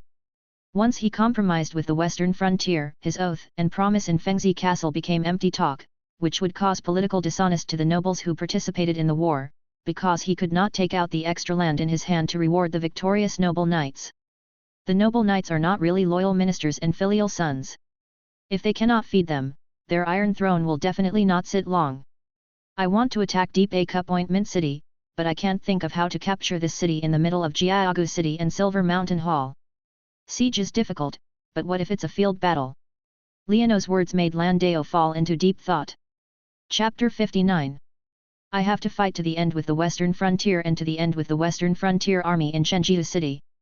Can this be done? Landao's brows were frowning deeply. He looked up at Leonor in front of him. He saw that the future king's blue eyes were full of seriousness. He thought for a moment, so he asked. Your Majesty, Kevon Lannister is different from his brother. This is because the Western army refused to respond, but just defended the city. This is indeed a difficult point. If this is the case, we will bypass the Deep Crypt. I think that Lord Kevon should not miss such a good opportunity. Leonor expressed his plans. Landao's plan to go deep into the western region is not good, but his idea of bypassing the Deep Crypt City gave Leonor the inspiration. As long as his army sets off, Kevon in Deep Crypt City will definitely not let this go. The opportunity is to protect Qian City from attacking, and to be able to sneak attack Leonor's army. If this is the case, then I have a request. Landao heard Leonor's words and thought a little. He also felt that it was a bit risky to propose to go deep into the western region just now, but if so, it would be a good opportunity. You can say something directly, and you don't have to ask for my opinion. This is why you are an excellent military advisor. Leonor asked Landao to say something directly. Please give me a chance to wash away the shame and let me and the Knights of Jiaoling walk at the end. Landao's eyes were firm. If the army bypasses the Shenjiu city, then those who walk at the end will inevitably be attacked by the Western army in the Shenjiu city. Yes, I will be with you. Leonor agreed to Landao's request. If the army is attacked during the marching, then the marching is likely to turn into a defeat, especially in this situation, there must be a suitable general. It is perfect for Landao to take the initiative to volunteer. There is one more thing. Landao couldn't help but feel relieved when he heard Leonor agreeing to cut off the guard, but he was a little worried. He and Leonor discussed it well, but everything was just a plan. You mean the case of Lord Mess being captured? I have figured out a solution and asked Loras to find someone to deal with it. There will be a reply soon. Leonor knew what Landao was worried about. Matter. You. Landao hesitated. When he captured Lord Mesteriel in the western region, he would definitely make a big fuss with this, and even coerced the coalition forces of the princes in the Huan land to withdraw from the war. This matter can be solved smoothly. Don't worry, there is a high probability that the western frontier will agree. Leono comforted Lan. He had James Lannister in his hand. If the Lannister family could take the lead, he would definitely agree to replace prisoners. The exchange of prisoners is a secret matter. Leonor did not say too much to Landeo, and Landeo rationally did not ask questions, but just waited silently for the result. Soon, the negotiation results of Loras came out. The western frontier agreed to replace prisoners and exchange Mesteriel for James Lannister, because everyone understood that without James Lannister, the future of Kai Rock City and the western frontier could only be inherited by dwarfs or crazy women. Most people cannot accept this result. The process of replacing prisoners was also carried out in secret. Leonor asked someone to bring James from King's Landing and hand him over to Loras. Lolas took advantage of the early morning to leave the camp with James and a team of loyal knights. When the sun came back, he brought back a fat middle-aged man with a beard and bulging belly. He was from Huan. Mesteriel, Duke of the High Court. It is not a rare thing for nobles to be captured and redeemed, but it is not a glorious thing either. After Mesteriel was successfully brought back from the enemy city, she did not stay in the camp for a long time. She led a team of people back to the High Court, but fortunately, Loras and the knights in the River Bay remained. Loras assured Leonor on behalf of his father that the Tarai heirs would continue this covenant and wash away the shame of being captured this time. Leonor successfully redeems Mesteriel, avoiding his worries, and immediately began to continue the battle with the western frontier. He began to issue orders overnight, requiring the entire army to immediately bypass Shenjiu City and continue to go to Qian City along the Golden Avenue. The army explored the way with knights from the Storm and River Bay lands. The 300 knights from Jiaoling and 1,000 infantrymen under Leono cut off the rear and guarded the tail. As Leonor expected, Kevon Lannister, in Deep Cave City, immediately sent knights to harass him after seeing the coalition forces choose to deter. They dared not allow the coalition forces to attack Qian City. Faced with those small groups of harassing knights, Landeo stopped in place with Leonor's elite infantry, and was arranged in a square formation of 3 by 3, with the 300 knives covering the flanks and covering the storm behind him. The knights from the land and river bays advanced towards Qian City. The western army in Shenzhui City was very patient and harassed for 3 days. It was not until the vanguard of the coalition forces left 30 Liga before it began to launch a large-scale attack from the city. Looking down from the sky, at the west gate of the Deep Cave City on the Golden Avenue, rows of knights ran out, bringing up a row of yellow dust and rushing towards the coalition forces along the Golden Avenue. Outside the west gate of Shenzhui City and among the hills, Leono also responded, withdrew the original square formation and took out the carriage that transported food weapons, relying on the way of the rear of the carriage to the outside and the archers to cover it. The hills set up a car array. The smoke and dust raised by the western knights soon came to Leono's car formation. It seems that something is wrong. Landeo and Leonor stood on the high slope protected by the chariot formation, looking at the oncoming western army coming down the slope, and keenly capturing the abnormality of the army opposite. The western army rushed out of the deep crypto city did not attack the western lion's roaring flag, but a green flag with a stag with a crown on it, followed by the red-bottomed lion's roaring flag. It is the flag of other families in the west, such as the brown and green-white badger flag of the Leiden family in the Deep Hole City, the silver-bottomed purple unicorn of the Brax family in the Carl Valley City, and the open-screen peacock flag of the Chiliot family in the Silver Mountain City. Don't doubt it was Tywin's trick. They probably beat our family's flag in the name of Joffrey. Leonor explained to Lan that the Western Frontier Army on the opposite side had the crown stag flag, which was basically based on it shows the great power and wants to shake the coalition forces politically. This kind of trick is really a despicable thing. Landeo quickly rebuked. Haha.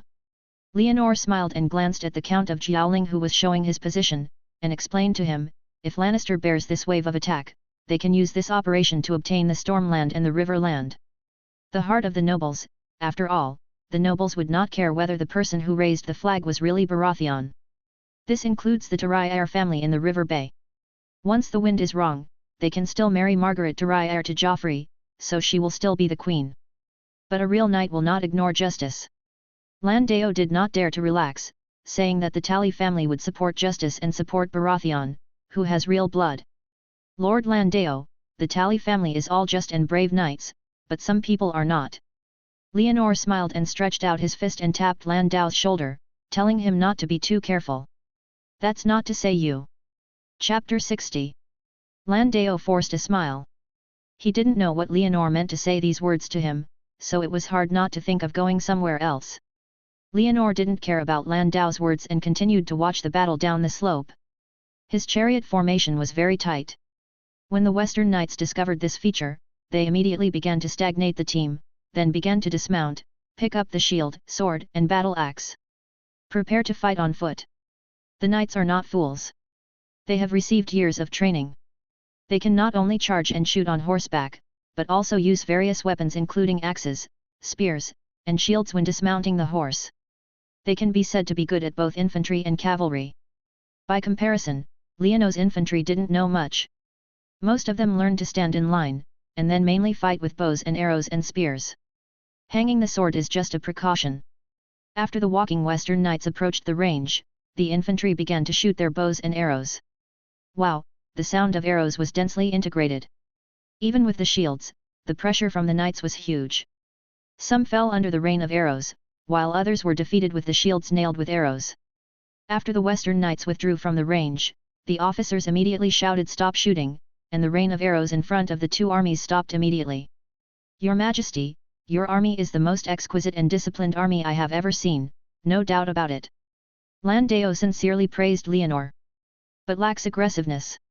Leonor looked at the retreating Western Knights in the distance and shook his head slightly. There were only 200 or 300 Western Knights who attacked just now, and more Western Knights were still riding horses to guard the distance. Under such circumstances, once his infantry formation launches a counterattack, the formation will not be maintained. At that time, just one charge on the opponent can defeat him. To sum up, infantry has enough defense but insufficient progress. The Knights of the Jiaoling are willing to attack as your sword? Landao asked without hesitation. If the infantry can fight, then their knights can be discharged and wait for death. It's not time for you to attack, my count. Leonor sat on the horse, laughing and letting Landao relieve himself. Soon, the Western army in the distance launched a second round of attack. This time they sent more than 10 times the infantry, but they were no longer knights in infantry battles, but ordinary infantry with only simple leather armor. They held simple. The wooden sign launched an attack in spaced scattered formations, while all the knights rode horses to guard the rear of the infantry, waiting for the opportunity to launch a charge. Your Majesty, the enemy is planning to deceive our arrows. Landao saw through the enemy's intention at a glance, used ordinary infantry to deceive the arrows, and then launched a charge after the arrows were exhausted. The people in the western region were really despicable. Let them die. Pass the order and let the enemy close to you and shoot arrows. If you fight to the death, Lord Landao, see, can you rush forward at this time? Leonor asked Landao, taking advantage of the situation. When the infantry in the western front counterattack was launched, it was the best time to fight. Use me as the edge. Landao only replied with one sentence, this is the motto of the Tally family. As a storm, go sweeping the enemy. The warriors are with you, and the 7 gods are with you. Leonor sat on the horse, tapped Landao 7 times with his right hand, and sent his blessings on behalf of the 7 gods. Landao's breathing became heavy. After nodding to Leonor solemnly, he pulled away. Soon, the neighing came from the slope. 300 Jiaoling knights began to go downhill and entered the car formation ready to go. Under the hillside, the battle continued. The Western Knights were behind and ordinary infantry were in front of him and began to carefully enter the range of Leonor's chariot formation. Leonor overestimated the fighting spirit of the infantry in the west. After the infantry entered the range, they began to surround them. It was not until the knights behind them drove away, and the number of their own people was large and there were no archers on the opposite side. Go forward with courage. When the enemy entered a 50-step range, the officers issued an order. The rain of arrows in front of the chariot suddenly became dense. With just 2 rounds of arrows, the infantry in the western front began to defeat the back, but the knights in the western front did not allow it. The fully armed knights slashed their horses and swung their swords, slashed the retreating infantry, and drove them back to the battlefield to consume the coalition's arrows.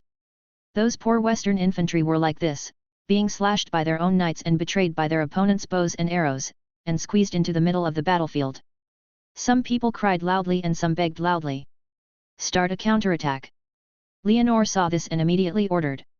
Seeing this, Dick and Tally next to him quickly waved the red flag in his hand down the slope.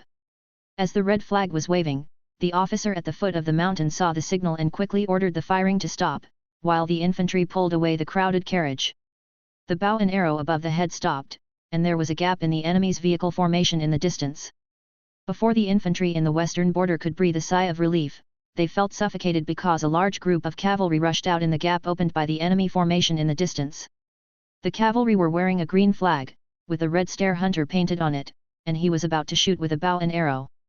The blue Deotalai, who was under his command, took the lead, held a sword high, shouted, and the 300 horned knights behind him immediately following. Shouts came one after another, and rushed towards the almost collapsed western infantry. The western infantry, who were trapped in the formation just now, could no longer withstand this posture.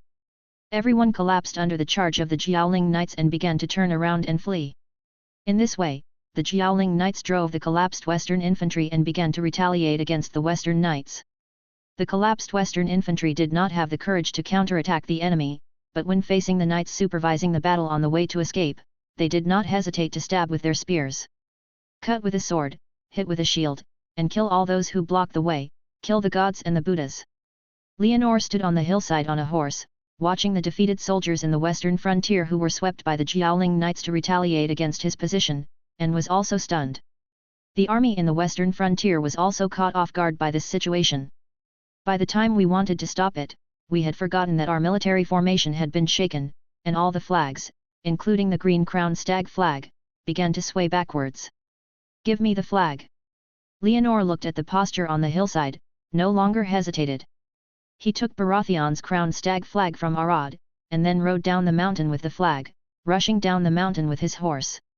On the hillside, Arad, Brienne, Dickon, etc. who were staying by Leonore saw this and stayed for 4 or 5 seconds before coming back to their senses. They all urged their horses to follow His Majesty the King and surrounded the King's flag to go east. The yellow crown stag flag floated down the hillside, and the entire army under the slope was in agitation. Immediately after the next second, only more than 1,000 infantry soldiers began to launch a counterattack, following the yellow crown flag, and shouting to the east. The western frontier army began to collapse further.